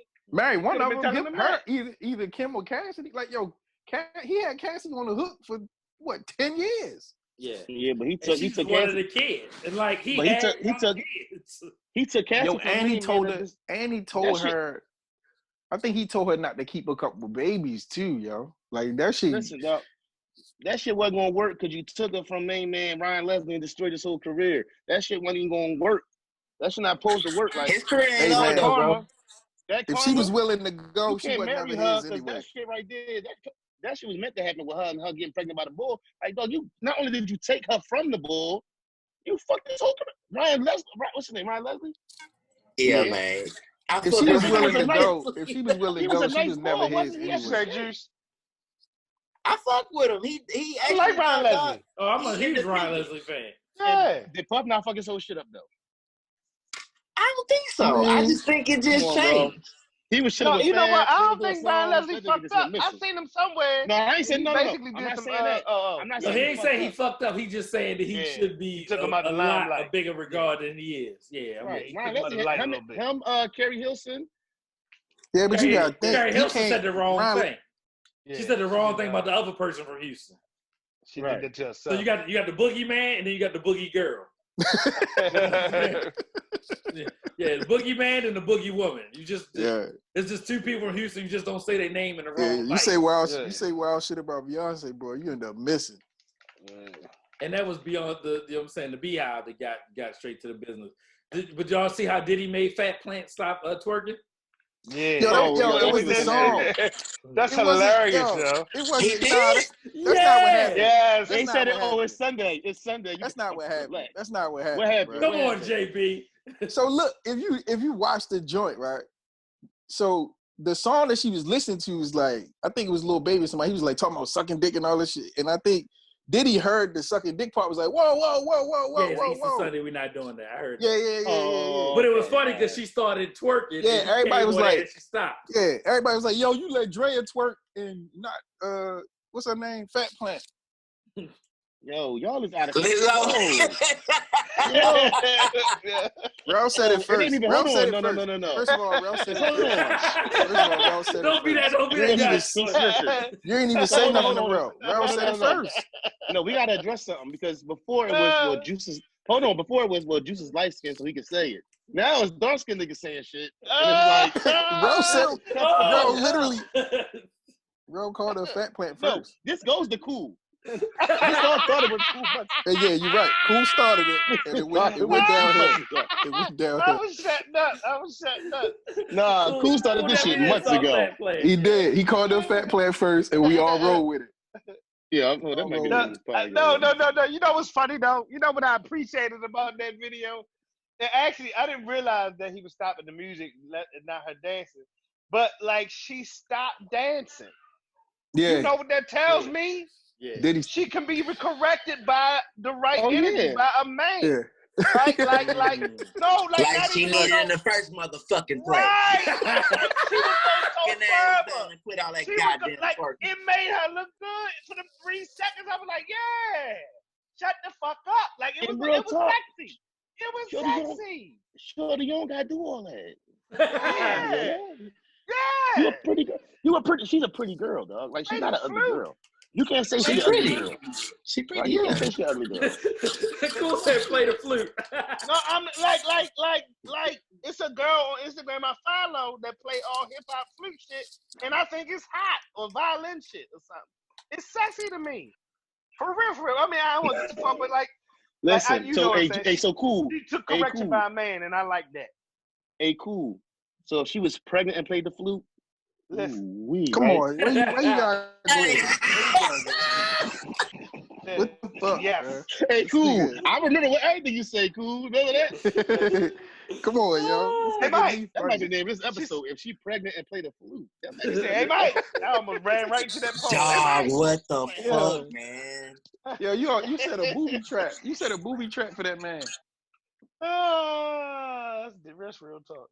Bro, that's like Pornhub category. All right, so let me ask y'all. You know how we come. What's crazy is what I love about this podcast is, I have a whole list of things and I don't really get to cover it, and the conversation goes and we do all these amazing things. But there's a couple things I want to throw at y'all, and I need to eat not. Well, I already did. Rush it right. All right, so I got a couple things I want to throw at y'all and see what I want Jordan back real quick. So Jordan, please don't take long. Chris Johnson hires a hitman. Oh my. Yeah, is that true? Or he just told? So I read the story and I don't know. It didn't necessarily say he hired a hitman, but he facilitated. Like I don't know if he paid him or he was reaching out to see if he can get one after he got shot. The same thing. They gave the Tiger King 25 years for that shit, didn't they? It's the same 22. Thing, right? Don't give my man 3 more years. They gave my man 22. Don't do that. Yeah. Watch your mouth. Apologies. No, but cool. I don't think. But you know how my cousin got life for conspiracy to murder. So it's like I don't know if it's I don't know if he gave him I think you got to give him the money for it, right? For you to get the charge. I don't think Chris Johnson paid him. Is that a real story? Because that shit ain't show up on ESPN. I don't know if it's real either. So who sent it to us? That was I got that shit from Stay Down. So Stay Down is like another it's like the hood TMZ. You posted that, Juice? Yeah, I sent it to the group chat. Okay. Yeah. All right. But if it don't, if it didn't, it's a little smoke. It's a little smoke there though, because he got hit up. He got shot up. But with the dude, I think one of the dudes that was in the car with him that got shot up ended up dead. Right. All right. Can Steph Curry score 60 on anybody in the league? Absolutely. No. Yeah. Who can No. stop him, Juice? If you say shit, James LeBron, Harden, let me off. LeBron can stop him if it's like 1-on-1. Huh? Young No, LeBron. I'm talking about like- within the game. I never looked at LeBron as okay. I never looked at LeBron thinking- as a defensive stopper. Like, Bron, we need to stop. What? Did you not see Probably the LeBron? assist. You talking about Miami LeBron? Okay. How long ago was that though, bro? 8 years. I mean, if he wanted to get aggressive, he can get aggressive. But Miami LeBron was shutting niggas down. I don't know. I never looked at him as a defensive stopper. so you mean just in the game? Can he just put it up on any team? Or I didn't know. Right. Sorry. Okay. When you can shoot, yeah. when you can shoot, when you can shoot off the dribble, it's pretty much like we all play basketball. One of my things, like not necessarily fears, but it's like the dude I hate checking in basketball is a little guard who can dribble and pull up. Cause what you gonna do with that? Foul him? Everybody, that's what when the old heads was like, yo, we gonna foul him as soon as he come across half court. It's like you can't do that. Like, Right. you It's can't different. do that. It's different than a nigga driving the lane and getting buckets like that. Right. Like you gonna Because foul listen, him at half court? What? I'm one of them niggas who we playing to 11. Like y'all get 10, y'all better shoot a jumper because y'all not taking no layups to this motherfucker. Point blank period. So you gonna have to hit that outside joint. You ain't driving to the hole and get no layup for the game winner. That's why when when he was going off them MVP years, all the old dudes was like, yo, I ain't gonna let that shit happen. I'm gonna foul his ass as soon as he come across half court. I'm like, foul him at half court? Like, nigga, what are you talking about? Like he dribbling fast as shit, pulling up. Like you can't stick that. Right. And he hitting the make you look motherfucker. dummy. And he'll cross you. Yeah, that's what I'm saying. He gonna cross you. Jumping, he'll make you look stupid. Yo, should Donovan Mitchell not want to play with Gobert as teammates anymore? I mean, the contract guaranteed, so Motherfuckers shut up. ain't gonna win nothing. So what? First of all, what? It's Utah. That part. He's like, we're gonna get back to the business of good. You know what I'm saying? Go out there and win a championship. And win 40 games that don't nobody care about winning. Nah, they're gonna win. They're gonna win 50. This is how confident Rudy Gobert is. All 5 of us gonna win the NBA championship this year. That's how confident us. That's how exactly. See how believable that was?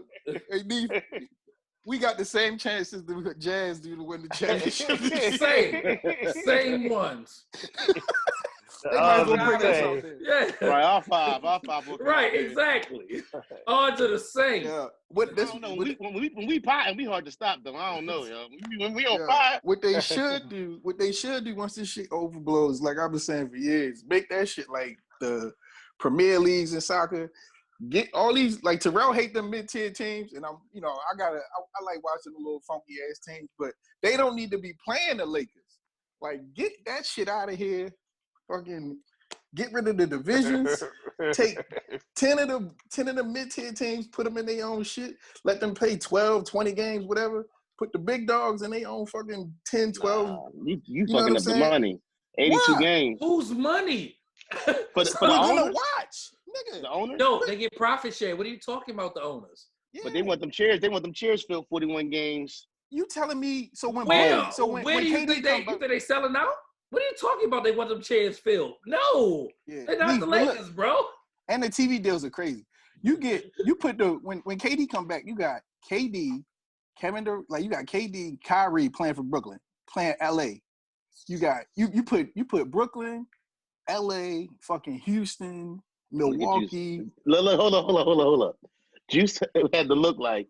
Ain't nobody trying to hear that shit. No. You said Houston, his eyes cut back to the but you put all them teams. You put the big draws like Houston, LA, Brooklyn, the Bucks, Philly.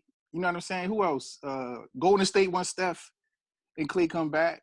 You know what I'm saying? You put them in one joint with the best teams. You gonna watch that? I'm gonna watch. But you don't give the opportunity. Like, okay, but you also look at it like this. So.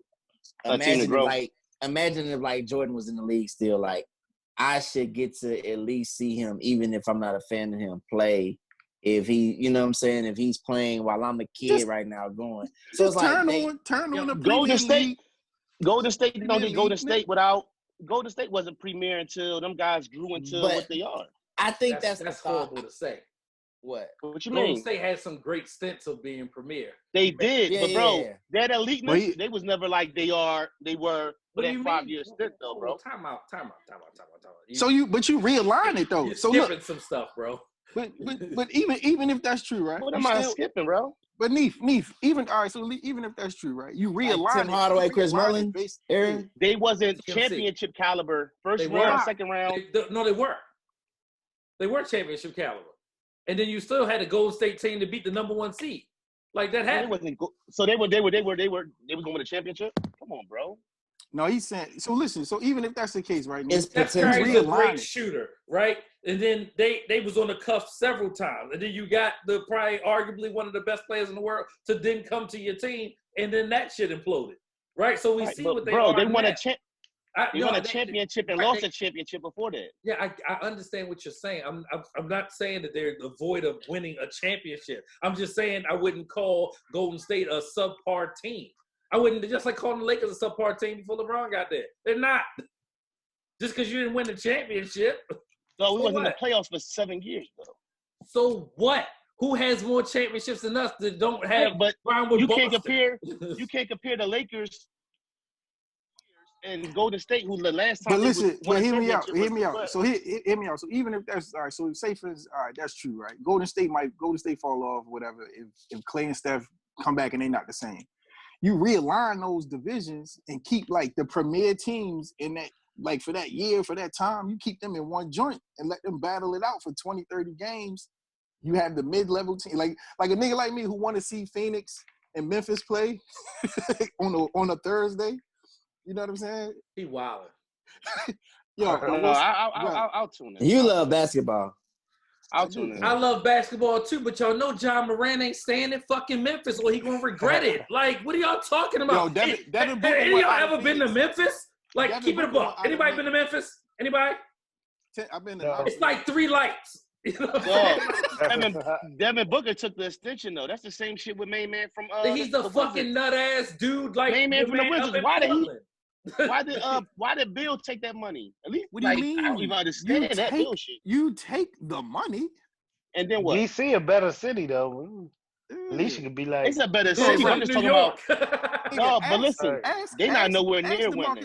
Ask DeMarcus Cousins, do he think he should have took the money in Sacramento? No, listen, I'm not saying about. Okay, I understand what you're saying. You ever been to Sacramento? Bro, but who take the money? He missed out. No, I ain't mad at that. But listen, he said he want to stay in DC, bro. Like he ain't nowhere near. He's lying, yo. Right, he definitely lying.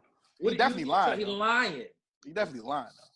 Everybody want to be the man till you realize you fucking gonna play LeBron and goddamn and goddamn and Giannis and goddamn and KD and AD. And like, KD. It's all set. Yo, KD and Kyrie healthy. Nobody will be saying the Wizards. And the only reason why you would go to the game is because it's close enough that you can get there on the highway in 45 minutes. I was going to the game this year too. That's what I was going to see. The fucking Lakers on the 28th. Right? Hey, bro, you hurt my feelings right now, bro. You know I love my Wizards, man. I don't know why. You and Luke, yo. You and Luke are fucking Wizards fans. You're a Washington Bullets fan? Whoa. First of all, it was the Baltimore Bullets. It was never the Washington Bullets. Don't ever. They stole our name. No. Oh, they was the Washington Bullets, but they took it from y'all. I'm from Baltimore. Whoa. They stole our name, bro. Yo, hey, bro, you want to talk about this shit? This four rappers, lyricists. Should I bring my man in? He probably been waiting the whole time. Go ahead, hit him up. All right, I hit him up. He got some disagreeing. He disagree with the list. What's the list? What's the list? All right, so it's 4 rappers, just lyrical. Hold up. I didn't put this list out, so this has nothing to do with me. Okay. Hold up. So the four rappers. When you said that, basically you saying Jadakiss on here 10 times. It's not. No. What I'm saying is, Rel came with this, and he came with the stipulations. This has nothing to do with Hanif. So the 4 rappers you put in the list, 1 to 4, for being lyrical. Just being lyrical. So we got Joe Buttons, Cameron, Lil Wayne, and Pusha T. 1 through 4. How do you put them?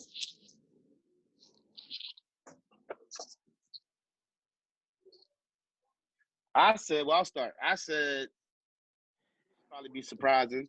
I said Joe, then I said Pusha, then I said Wayne, then I said Cam. Just lyrical. Bro, you never get your list. Yeah. All right, man, let me introduce, man. It's my brother Jay, man. He gonna put his face up or? I don't know. We got tight when I lived in Kentucky, man. And the world is small, so Jay is actually Marie's uncle, right? You know what I'm saying? So that's Shay's peoples. Okay. Right. Okay. What's up, bro? What's up? What's going on with you? So, like I said, we was on this this whole who's just lyrical. Hey, from Baltimore. Yo, yeah, we can hear all that shit. You got to mute that, bro.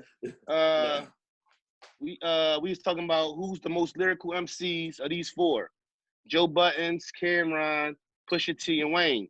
I said just lyrical: Joe Buttons, Pusha, Wayne, and then Cam. What else? Who anybody? Who you never said who you had? I did. Who was it? I thought I did. Again. Say it again. Hold on, I'm about to bring it up. Or maybe I didn't. Well, I had Push, Wayne, Cam, and Joe.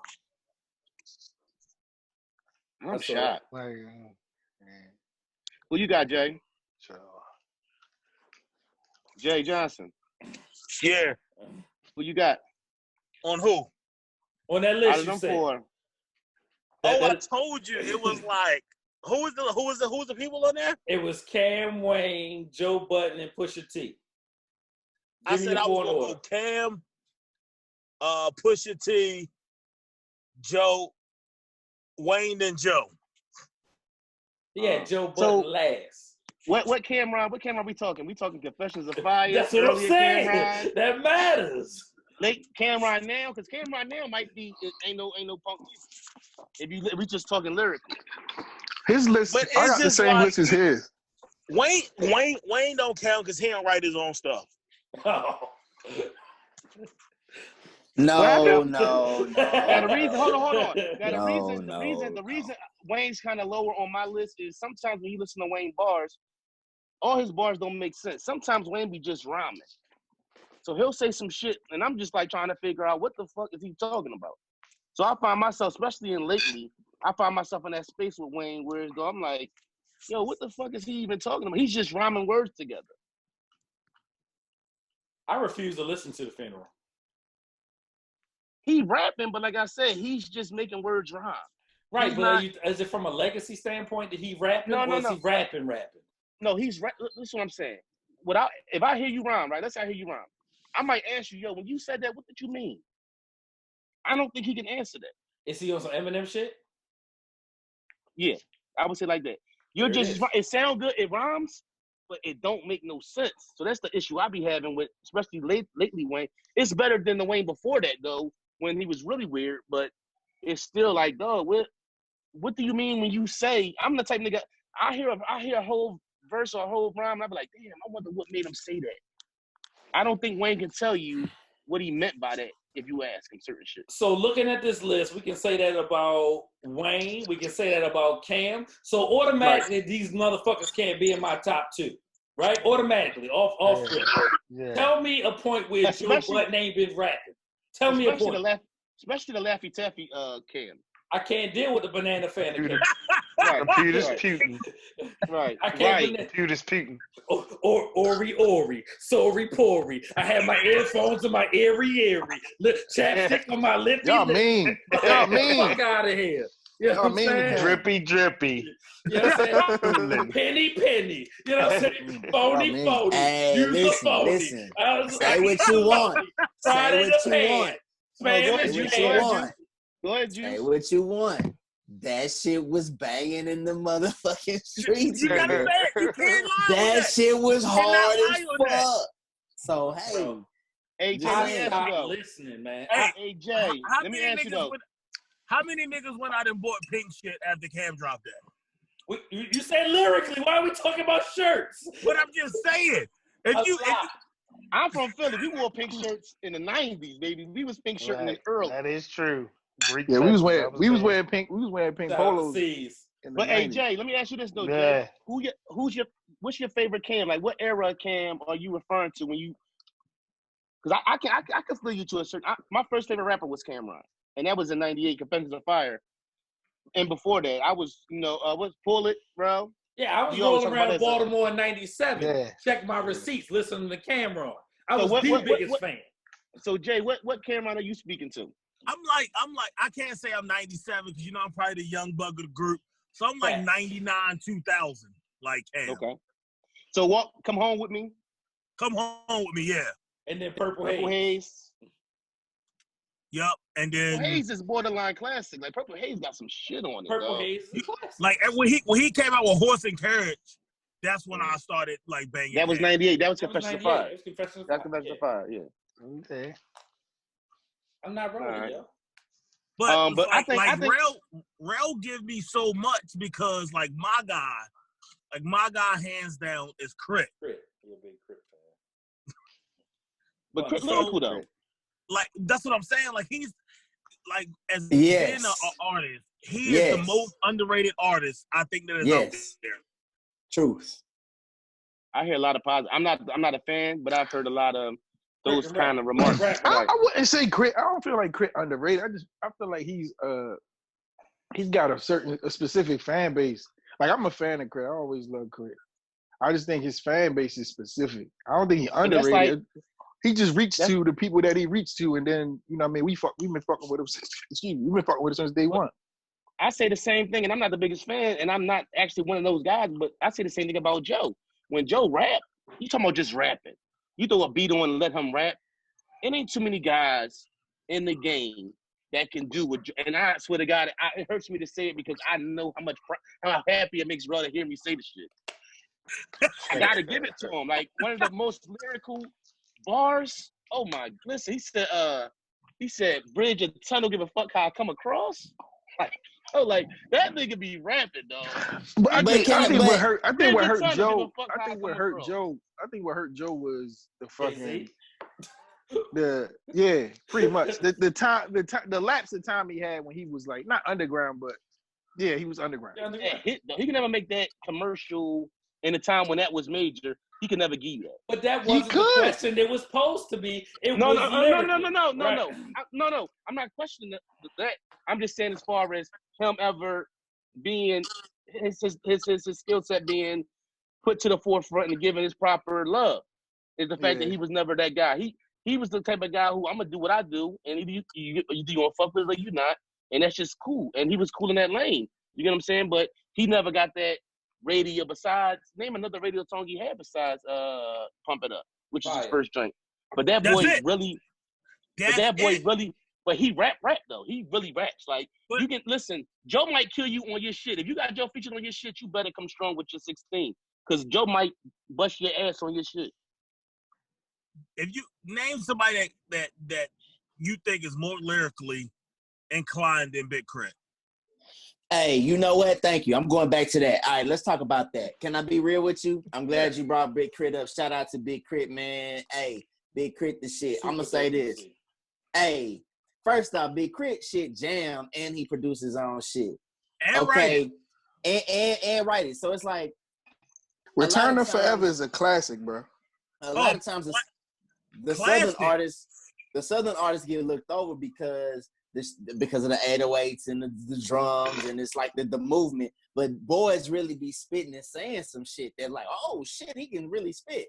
To me, Joe Budden is cool, like he's lyrical, but I don't want to listen to that shit all the time. Sometimes I can't even ingest it. And I feel like when you really want to get the lyrics across and they stick, your shit got to jam too. A lot of them cats fall out because that shit don't jam. Like, I don't want to just sit up here and kind of break your bar down all the time. Because how much can I hear that shit over and over? And I love lyrics, but give me some that's your preference. Too. It's a preference thing. But I do. I literally want to break down your bars and your lyrics all the time. And you got to think, when you talk about some shit that's jamming, he came up in the boom bap era, right? Like, Pump It Up was, what, 2000, 2001? And probably his least lyrical song he ever put out. Yeah. But see, that's Just Blaze beat. But see, that's what we all that's why I differ from y'all. Like a lot of times with me, That's my number one thing. Like to me, that determines the whole, as far as to me how good you are. That's the number one entity that matters is your content. What you're saying is what matters to me the most. And when we go into we had a Drake conversation, and you hear this song that he got out right now, the Tootsie Slide, and y'all gonna count that like, oh yeah, well he been on the charts for this amount of time. Or 2020, he was on the charts for 57 weeks, but he was on the charts for Tootsie Slide, not for no shit where he really was rapping. Okay, but listen, listen. Let's say Jay-Z. Let's say Jay-Z, for instance. Jay-Z's very lyrical, but Jay-Z found a way to deliver that on dope-ass beats with rhythm and patterns that made you really fuck with it. See, when you got it, that's when you really got to start spitting. When you really want to be lyrical and make it jam, that's a craft right there. Right. A nigga could just get on. You could be lyrical, but when you want to be, mathematical, technical. Okay, he's saying shit. Oh, like Nas. That's what Nas is. He got on there and said a bunch of shit, and you know what I'm saying. He got the approval. You know what I'm saying. Oh, he the hip hop god. James like, yeah, nigga, whatever. I'm talking this shit. I'm saying some real shit, and it sound dope. And I'm fucking applying it in the way you listening to these fucking complex lyrics over some jams. Right. But he still, that's why he wasn't getting like, I feel like sometimes I guess I'm venting as a hip hop artist. He had a cheat code. But go ahead, I'm listening to you. It's like if you not on a certain type of beat or wave, like, when it was Premier versus RZA, shout out to DJ Premier. I'm not talking against hip hop, but they like, hip hop won. Like, well, hip hop still winning because it's around no matter who's Nobody doing never said that it was losing now. Yeah. They say hip hop won. No, but I'm just saying, it's like I be seeing like the boom bap, like that crowd is like, oh, hip hop, the real hip hop type shit. It's like, okay, no, but I know what you're saying. I know what he's saying. If y'all, it's all of this hip hop. Is all of it hip hop? No, I think all this shit. I think NBA is just. I think you gotta break it down in the category. And Lil Baby is hip hop. You got rap, and then you got hip hop. They not all the same thing. Okay, so, there you go. So you break it down into that mumble rap, and then you can break it down to real street hip hop to take it back. But everything's not hip hop. Some of that is just garbage. Well, listen, mumble rap not real? No. Let's stop saying that the South don't get their respect, because you got Andre 3000 who cats know. That's one dude. You got more than that. You got Pimp C. Pimp C influenced a lot of niggas from up north. Hey, that's too. now. Hey, hold on. That's now. Back in the day. UGK in total. Wait. Yeah, for sure. Shout out to the Pimp. Hey, that's now. Back in the gap, dog. It wasn't like they wasn't getting UGK wasn't getting no love back then. When I got the VA and I told a nigga I rap, they was like, nigga from Houston, what would you know about lyrics? But like, hey, I fuck with the shit you fuck with too. It's like, even when the Slim Thug and that shit came out, boy, or Chameleon and Power, I let a nigga from Ohio listen to that shit. He was like, what? These niggas spitting. Like, yeah, they're spitting like a motherfucker, but they didn't take us as some type of people. Now we do because it's internet. Everybody know what's up.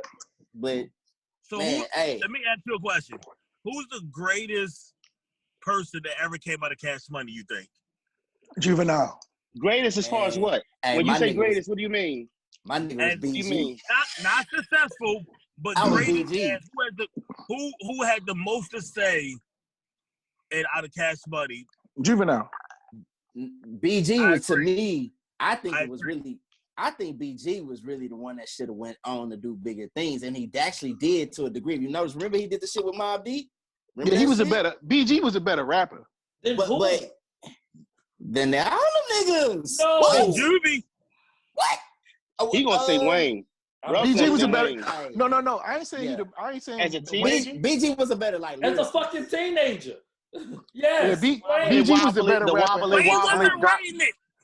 Wayne was not writing it real right. Wayne was too busy shooting his own self. He was not writing his stuff. Hold up. You talking about wobbly, drop it like it's hot? That thing was barring it up. That's a lie. Tell me, quote a song off of, you know what I'm saying, The Block is Hot. So, Neve. So how is that? You said it again, bro? I'm talking to Neve. I'm not you, because I know Jordan. Quote a song off of The Block is Hot. Y'all sample size be shitty. Right? That's my issue. I don't like having a conversation Damn, with real. niggas who don't Damn, real. When I talk about rap, I back that shit up. So I'm very strict about the shit I say because I was rolling with the motherfucking The block is hot 400 degrees. It's better than 400 degrees. You fucking right it was, and I'll say it. Yes. Oh my God! Wildin', real. Hey, real, you wildin'. You wildin', real. It is over, B. Wait, what? Yes. What did you say? This What did you say? shit is wild. He said, I the block is hot. Yes. The block is hot. Hold on, time out. Yes. Shh, real. Nah, real, you wildin'. Can I say something to you? I'm not. Yeah, Hold for on. sure. I was Real, you here. wildin'. You I was wildin', here, real. so I gotta say this. I was close. I'm from Houston, so I was near. But so let me say this. Hey, nigga, 400 degrees, my nigga. Still goes, bro. Yo, you better stop. Still goes, bro. Bro, it don't matter where you at in the what world. I'm debating. That's not what You I'm debating. tripping. Ghetto Children is a gospel song, bro. Ghetto Children is gospel. It don't matter. It don't matter where you at in the world. They play back that ass up, and I wasn't in Baltimore, Juice. I wasn't in Baltimore. You know where I was at? Where is that? I was in Texas. Okay, come through. All right, talk about it.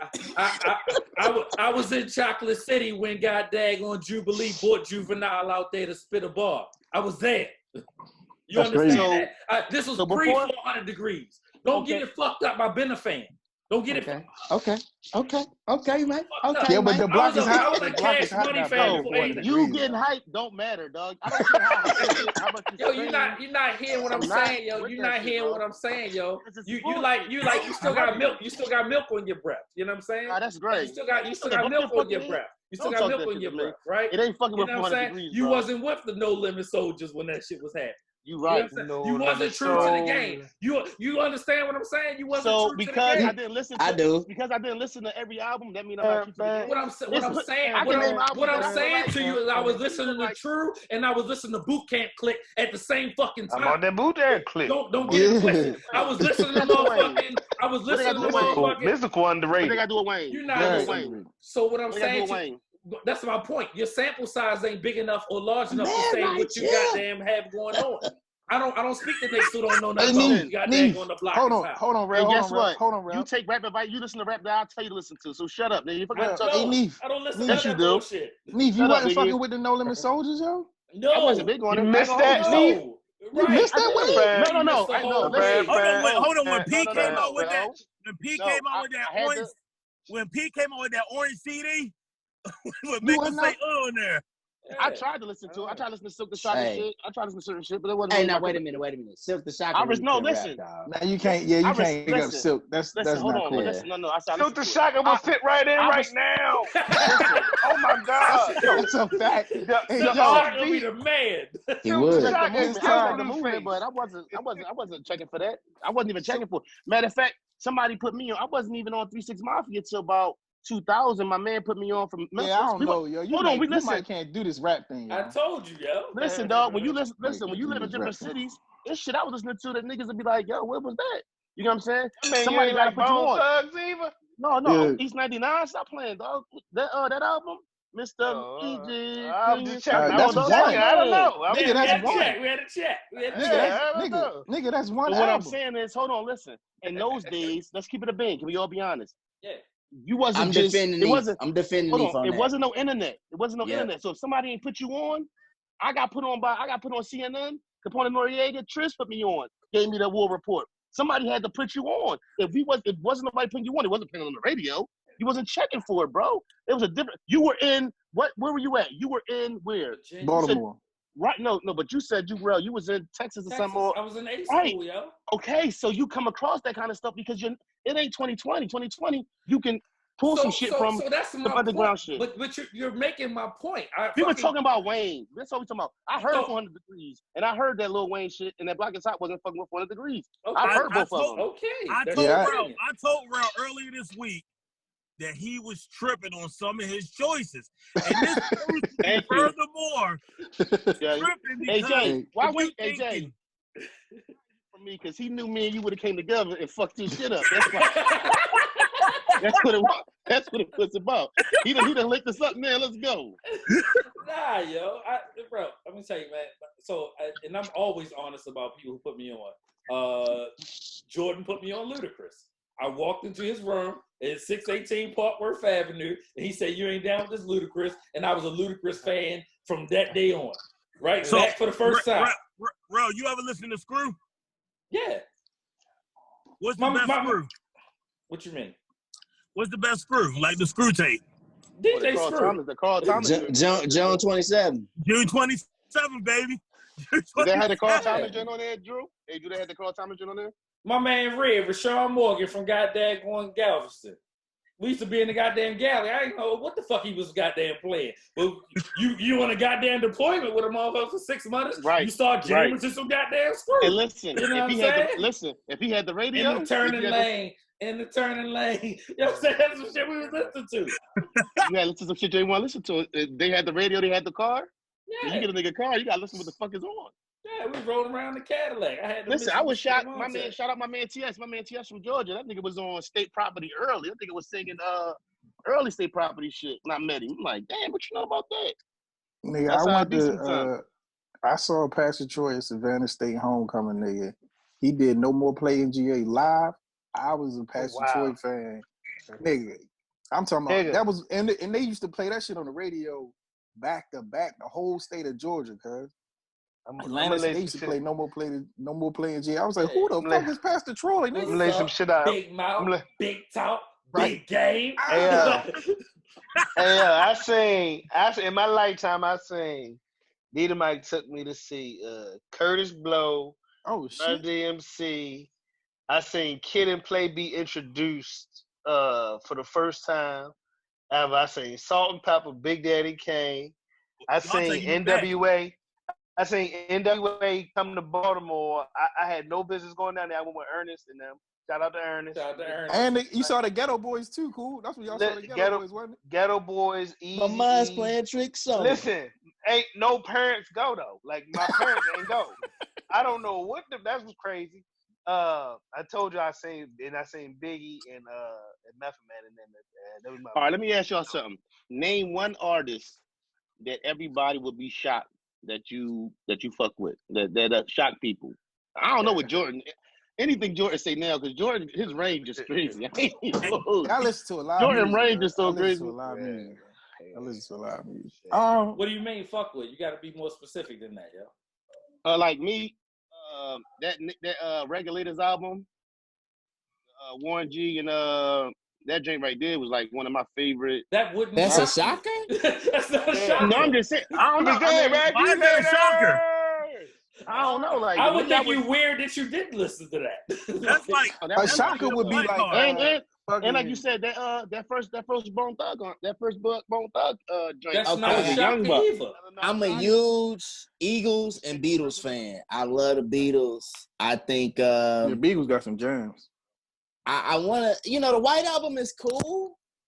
Abbey Road is probably one of my favorites. So I think between that and the White Album, and I just get I get geeky about that, about the Beatles. I love. What was that? Now look, you're about to grind me up, and I know, but I got to keep it a bean, right? What's the Beatles joint? The Beatles joint that Michael Jackson did over? Come together. Yo, listen, that Beatles joint is on my. Listen, the Beatles joint. Oh my God, that shit rocked, dog. That shit. Listen, and that had to be like in the last 6 months. I'm like, yo, this shit harder than the Michael Jackson shit. This shit was harder to me than the Michael Jackson shit. They did a lot for like as far as like sound engineering and how they was doing shit. They did a lot for the game, bro. Yeah, they really did. My shit would be Johnny Cash. I fuck with Johnny Cash, bro. I guess mine would be like Tim McGraw. He's from the South though. That makes sense. From Baltimore.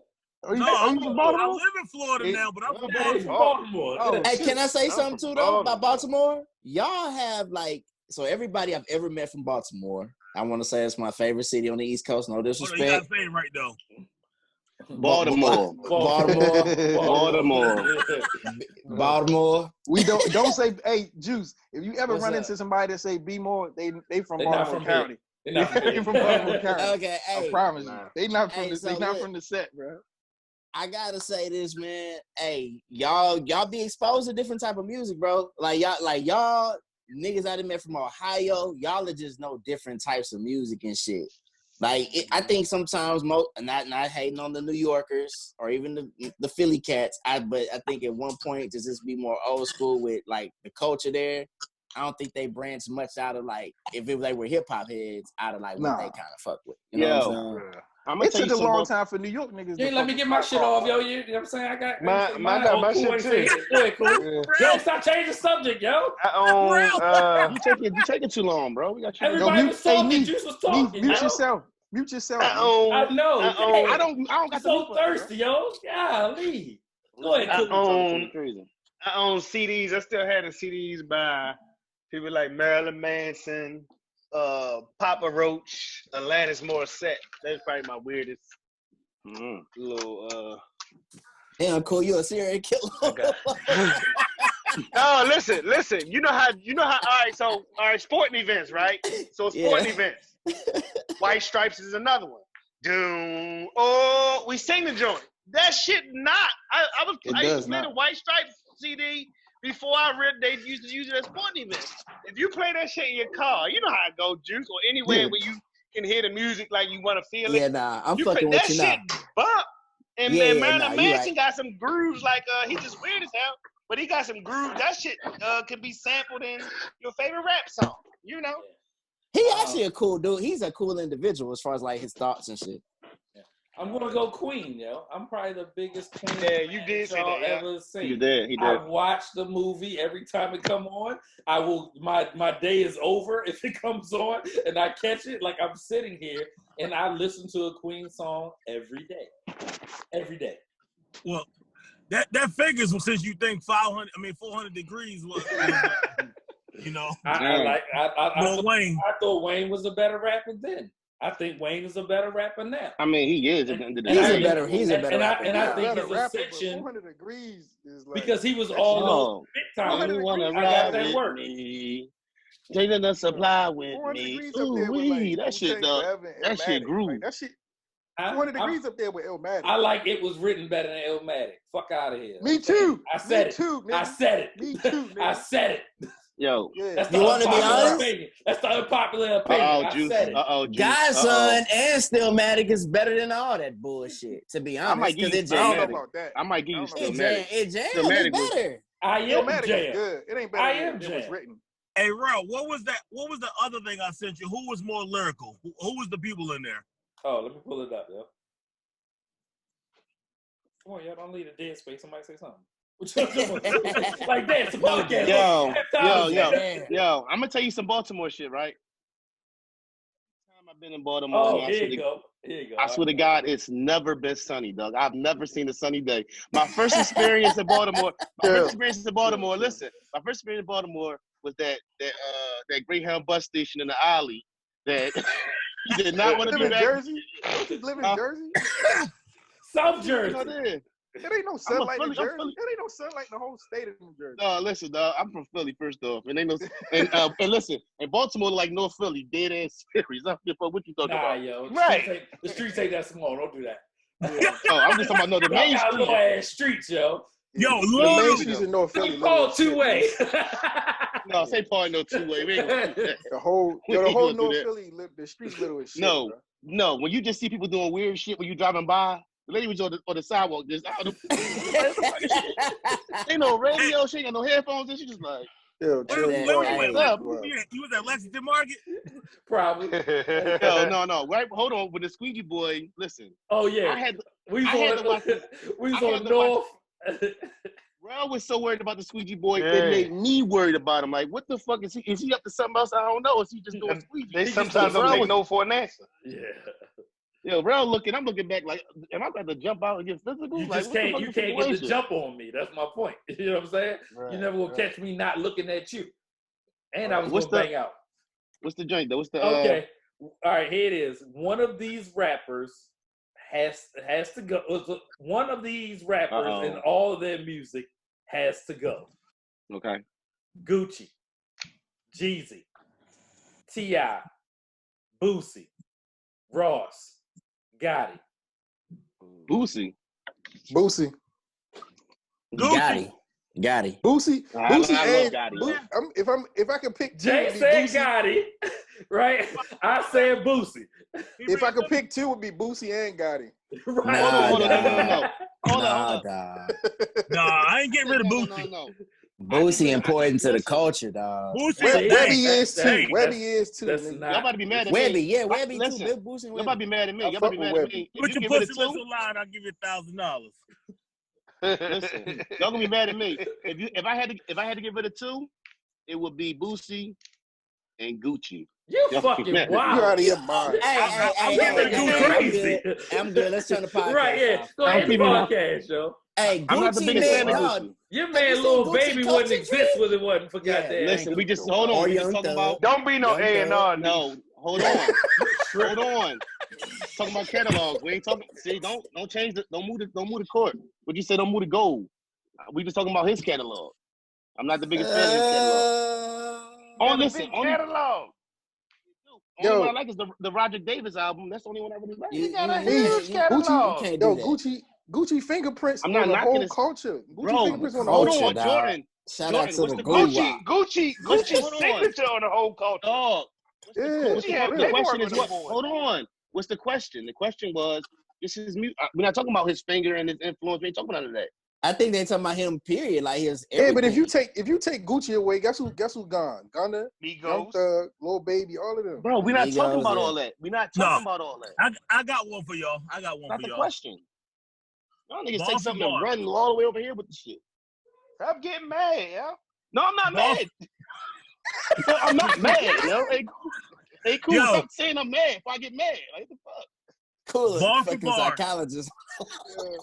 Hey, bar for Bar. bar. Who's the best rapper listed? Jada, The Game, Lil Wayne, 50, Wale, E40. Bro, Jada. first of all, Come on, why man. is Y'all Wale tripping, on Jada, there? man. First of all, Huh? any list with Wale on lose Yeah. credibility. Why is he there? You don't like Wale? Nah, man, that nigga No, trash. Wale. He garbage I like Wale. juice. bro. So, all right, who's Hey, that? Heath, So you he got from Jada, DC. Jada first. and every who's after Wale Jada? song got somebody Hold singing the on. hook. Say it again. Say it again. So you got Jada first. Who's at the Jada? Right. Say the list None again. of them. The list is Jada, Game, Wayne, 50, Wale, E40. Wayne. Just Wayne. That's Just that's Wayne. Wayne. And, just What? Wayne and get that weird ass list away from me. Why would E40 be on there though? I'm about to say E40. Are you serious? He dope. I love him, but He a legend. he make player music. He legend. make But like he- different. He dope though. He can E40 fucking a spit his ass legend. off. E40 a legend. Yeah. That's a like, E40 like fucking is Yeah, basically like Scarface. He God. Like, He legend. God level. Yeah, he God Yeah, level. you like can't even put Face. him on no list. You don't put Yeah. E40 on no list. Yeah, he God level. That's like putting what's my man name? Oh yeah, boy, bitch. What's his name? Too Too short. short. Yeah. Yeah, Too short ain't but you Too Short ain't respect on it, but you can't put Too Short on the list. Right. I love Too Go Short. ahead, though. Bitch. Bitch. Listen, all I gotta do is say bitch. Right. Niggas know Once niggas had know a girl. Her name was Belinda. The homeboys called her Belinda the Blender. Yo. Listen, hey yo, hold on. Too Short. Hey. Hold on, listen. So your Didn't homie Too Short have a kid recently? Yeah, So crazy as Hey, hell. yo. Yeah. Oh, shit. He got a young girl Yo. pregnant. He got a young girl pregnant, cool. It's like his first kid. Crazy. Yeah, it is. Yeah, it's Hey, like yo. his first kid. He crazy. So listen, He's right? 60. Yo, He's listen, 60 yo. years old. Listen, yo. No bullshit. Yo, listen. Too Short like 58. Yeah. Yeah, Listen. Hey, yo, listen, Yeah. right? Your homie be like, yo, man, my girl, she got a girlfriend. Her name Belinda the Blender. When we bring her through, nigga, do you even gotta ask that question? The Blender. Let me clean my room up. Hold up. Oh man. Hey, yo, shout out to the niggas who put their carpet cleaner and didn't have a vacuum when the Shout out to the niggas that Febreze they sheets. yo. Oh my God. Yucky, man. Yo, Oh, hold man. on, bro. We've been there. I've been there, bro. Like spraying that shit, picking the pillows up.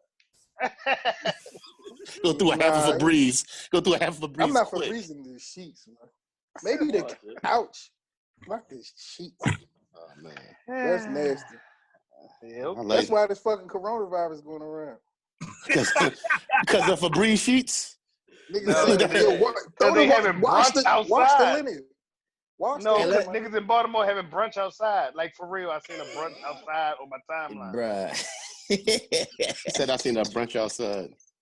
Hey, For what's real, one they had a piece brunch. of ass, like famous chick?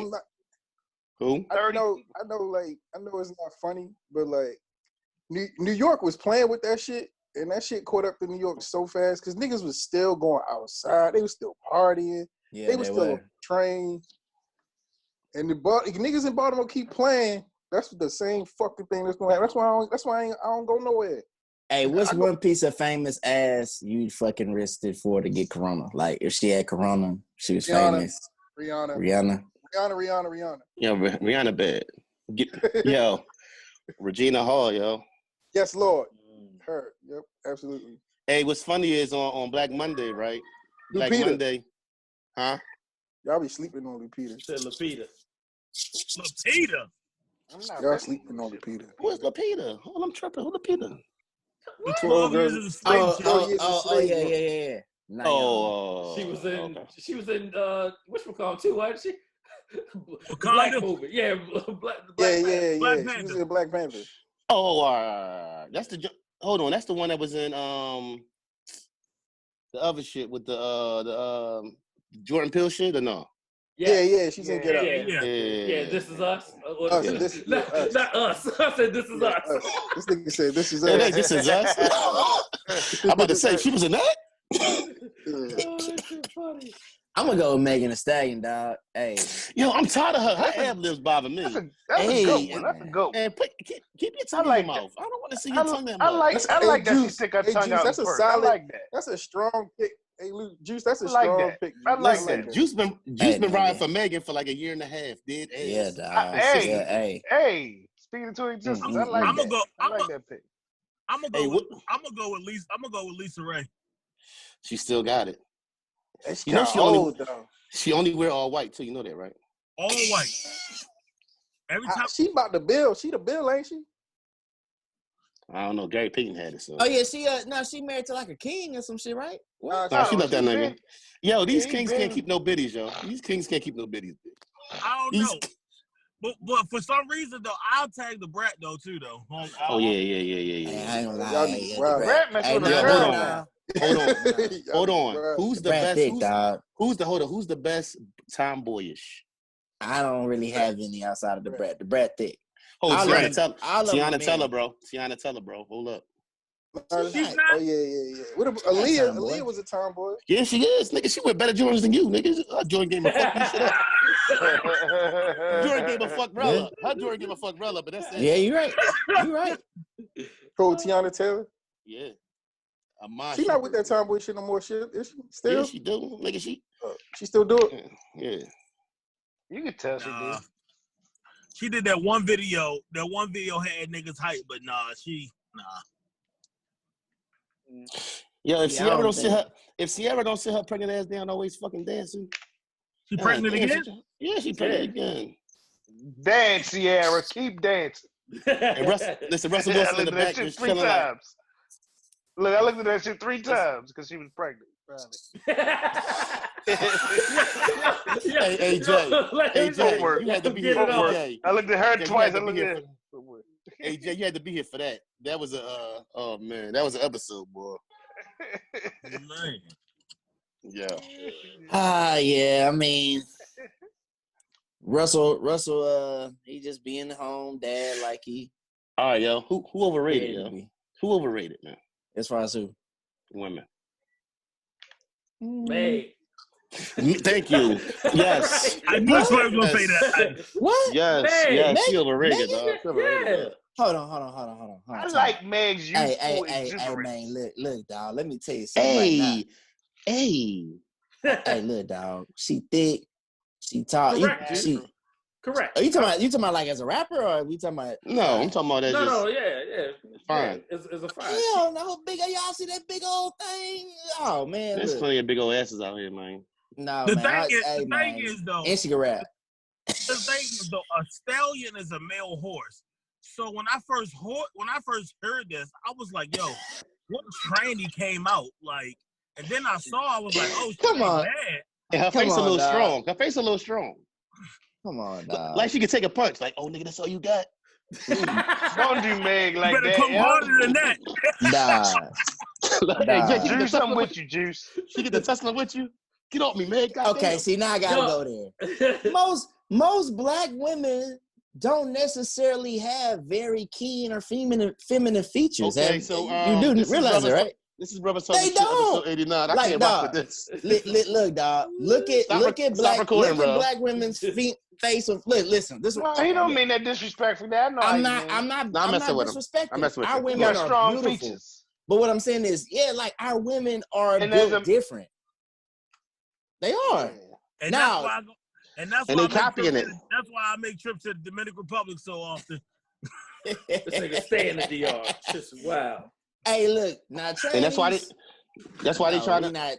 We're not throwing that up. No, I'm saying like when he said a stallion, like what tranny is, I was like, dog, nah, we not co-signing that shit. But trannies base their looks off of how our women be looking. That's why they be putting on them eyelashes and shit. Nigga, white women is trying to be come on, man. They're trying to be black women. Yo, they got one girl named Amy Jackson. I'll give it to her. Yo, the only black woman trying to be a white woman is Summer Walker. I don't know what the fuck Summer Walker doing to her nose. She doing that little Kim shit. This bitch knows. Oh my. Face. Oh, she do look weird. She do look weird. She doing that little Kim shit. This bitch about to look like Toto in a couple. Stupid. Hey, you seen Kim lately? How am I ignorant? What I say? Oh, God. You gonna get us kicked off, yo. Hold on. So Juice, we already had this conversation. Yo, Juice light skin. He can say what he want to say. Nah. He can't do it, yo. It can't. Nah. It can't come from the big brown beard. Right, yeah, yo. It can't come from you, yo. Mike Brown of the crew. You can't do that, yo. the big brown bearded guy. Hey, we gotta bring you around, Jay. I didn't have a big brown bearded guy with me, man. He big black bearded. He can't say shit. Hey. Yeah, y'all crazy. FCC will be on our ass, nigga. Yeah, man, What is that? Hold on, listen. They gonna shut Don't us put down. these goddamn clips on goddamn What Twitter. is it? He said that nigga like Toto or something. Hey, listen. Nah. They gonna be like, hold on, we got another one. Hold on, Somebody gonna hire somebody to go make all this old footage. It's another black bearded guy on that podcast. Yeah. Shut him Big down. black bearded. They gonna be like, Walking oh no, like hell Toto no. in the face. Fuck. We got What he say? another one. What the fuck did he say? Look, we got a Said limit. all women. Yeah. Oh man. This was pretty. This was a rough one. Nigga, listen. Go Google Summer Walker, nigga. They'll say She looks he terrible. Toto in the face. No, go 2 years ago. I didn't know she messed with her face. I got this thing, yo. I don't like black women messing with their face. Her butt. Yo. Listen, like it, man. she done did her butt. She done did her breasts. Her breasts look like fucking pectoral muscles, nigga. Them shits like I strong stopped as following the girl. I stopped following the girl on y'all. It was a girl because she got her breasts done, and I used to prefer looking at her pictures with her natural breasts. I unfollowed her. She was nobody, but I just put it out there. Everybody like that. It's a Barbie girl I built went to. shit. It's I a girl want I women to went to school understand with. that. They got the whole installation, and she parade. She doing all these videos and shit. I'm like, bitch, they don't make new skin at 39 years old. I don't know where the fuck. Who the fuck you think you fooling? Fooling. I'm gonna work out. She keep posting all these gym pictures like she had, like she got that shit. Yeah, talking about all you gotta do is 100 squats at 39. Get the fuck out of here, bitch. Right. Hey, I want That's it. not how that works, bitch. You eat macaroni and cheese every day. Fuck out of here. I want it natural. You can have stretch marks. I want your natural hair. Right. I want hair on your. I want bush confident. on your cooch. We like confident. I want be natural. Be all that. And get naked with the lights on. Be the lights on. Don't be scared. Oh, just put your legs. Listen. Just like we had to tell a Queen in podcast last week. We don't care about none of that shit y'all give a fuck about. Any man who make you feel bad about yourself naked and with the lights on, you can leave him the fuck alone. If I ain't never said nothing else, I mean that shit. Gay for real. You might like men. Who? You might like men, Yeah, right? most of them niggas like dudes. But no, it's like, hey man, but the younger dudes, they heavy on that. Like her hair, they be like, her hair fake. I'm like, her hair fake. No, nigga. They raised by women. They're raised by women though. Right, Most right, right. You done said, hold on. Right. You done said your mom looked terrible. Stop that shit, nigga. No. Right, don't You give done them seen no pass. you done a house full of women. You done seen was underneath that wig with them braids. But I'm telling you, ask these young dudes, they be like, Listen. man, she got. Young dude told me one day, he said, I don't mess with girls that got braids. I said, what? Boy, I pull them motherfuckers back so goddamn quick. I think that'll change as he matures, but I don't. I used to have a more narrow like for the kind of women that I like when I was younger. Yeah. Every year, I remember that. I real remember talk. that Every level year, of Cool. No, listen, Cool, I ain't gonna hold yo, you. yeah. Hey, Neef, Cool was like, if she's not 5'9" and look like Tyra Banks, I don't want her. Yo, Yeah, every year I get older, that shit get crazier. Like it ain't, you know what I mean? Like so, he might just be a right, young know dude. what's a turn off to me? Dreads that you don't keep up. A woman that got dreads and not you gotta It's keep a them woman shits. out there that don't keep Hold her on, dreads up. hold on. Yeah. Where First you of all, meeting out these there that- hoes at? First of all, No, I'm just saying. First of all, you need to. So wait a second. You only listen to CNN and Jada Kiss, and you know Oh, women with dirty I don't dreads. say I didn't say I know it. I just don't like it. I don't like it, so I don't know it. I've because I never don't like seen a woman with dirty dreadlocks. Me either, bro. Shit. Well, No, I'm dirty just talking what? about keeping. No, I ain't even saying they dirty, but What you just part gotta of New keep them. Jersey do you live in? Atlantic City? Yeah. It don't matter. It's Jersey. They all got Hudson water, so that shit. No, I'm not saying. I'm just saying like I seen the joke. I seen a It's joke some- about Trump. They said Trump the only person that make a casino go bankrupt. Oh wow. That's like that. They said he couldn't make money in a casino. That's crazy. The big businessman couldn't make money in a casino, yo. When people give you money. That shit funny. Yeah, wow. Oh yeah. Y'all done? We done. Let's just call it. Hey yo. Jay, welcome to the welcome to How We Get Down. Well, I appreciate it, fellas. You know, anytime I can come in and put my input in there. Hey, and well, just let and definitely check Grill out because his I don't know. I don't if he's too deep in the woods or his reception ain't good or something, but I'm still blown that he thinks, you know, the Lil Wayne album is better than 400 Degrees. The Block is Hot was garbage, all right? The Block was garbage when 400 Degrees came out because they set that shit on fire. well, we're gonna definitely keep you in mind, and you got any Well, topics 400 you want to came out jump on? first. Yeah, 400 came out first. And then, Right. Wayne shit. But any topics you want to jump on, any stuff you got for us, throw it our way. We'll bring you on like this. You know what I mean? We enjoy your commentary and what you're doing, so we definitely can do that again. You know, it don't matter with me. You know, if I'm here, I'm here. You know, I'm a traveler, so you know, I'm gonna be either here. I'm about to once It's Corona killing that nigga right now. He ain't going nowhere. Sit still. Right. Oh, I just booked the trip for Friday. I think was it Friday? Friday or Wednesday, one of these days. I'm going to Carolina. I'm gonna come back. I'm gonna go there for 2 weeks, and then once the whole Corona done, cause I'm gonna take a 3-day trip to Vegas, and then I'm gonna come back, and then I'm going to either Colombia or DR or Costa Rica. I haven't decided. Hey, Big Dog, I wouldn't leave the country till like 2021, Big Dog. No, look, I got you got pre-existing conditions. Sit your ass down somewhere, like I told you the other day. I got my mask, so I'm good. I mean, you got I don't even think you want to go to Colombia. You know that they ain't no really seal when you got this beard though. You using the wrong oils, my brother. Oh, and he threw them things too. He got that little shit he be throwing at niggas too. Okay. Yeah, boy. I peep it. It fits All right, in. but this is Brothers Talking Shit, episode For sure. 69. We out here. Yeah. All right, y'all. Yeah, man. Love y'all. All right, love y'all. All right. Yeah. Oh, yeah, man.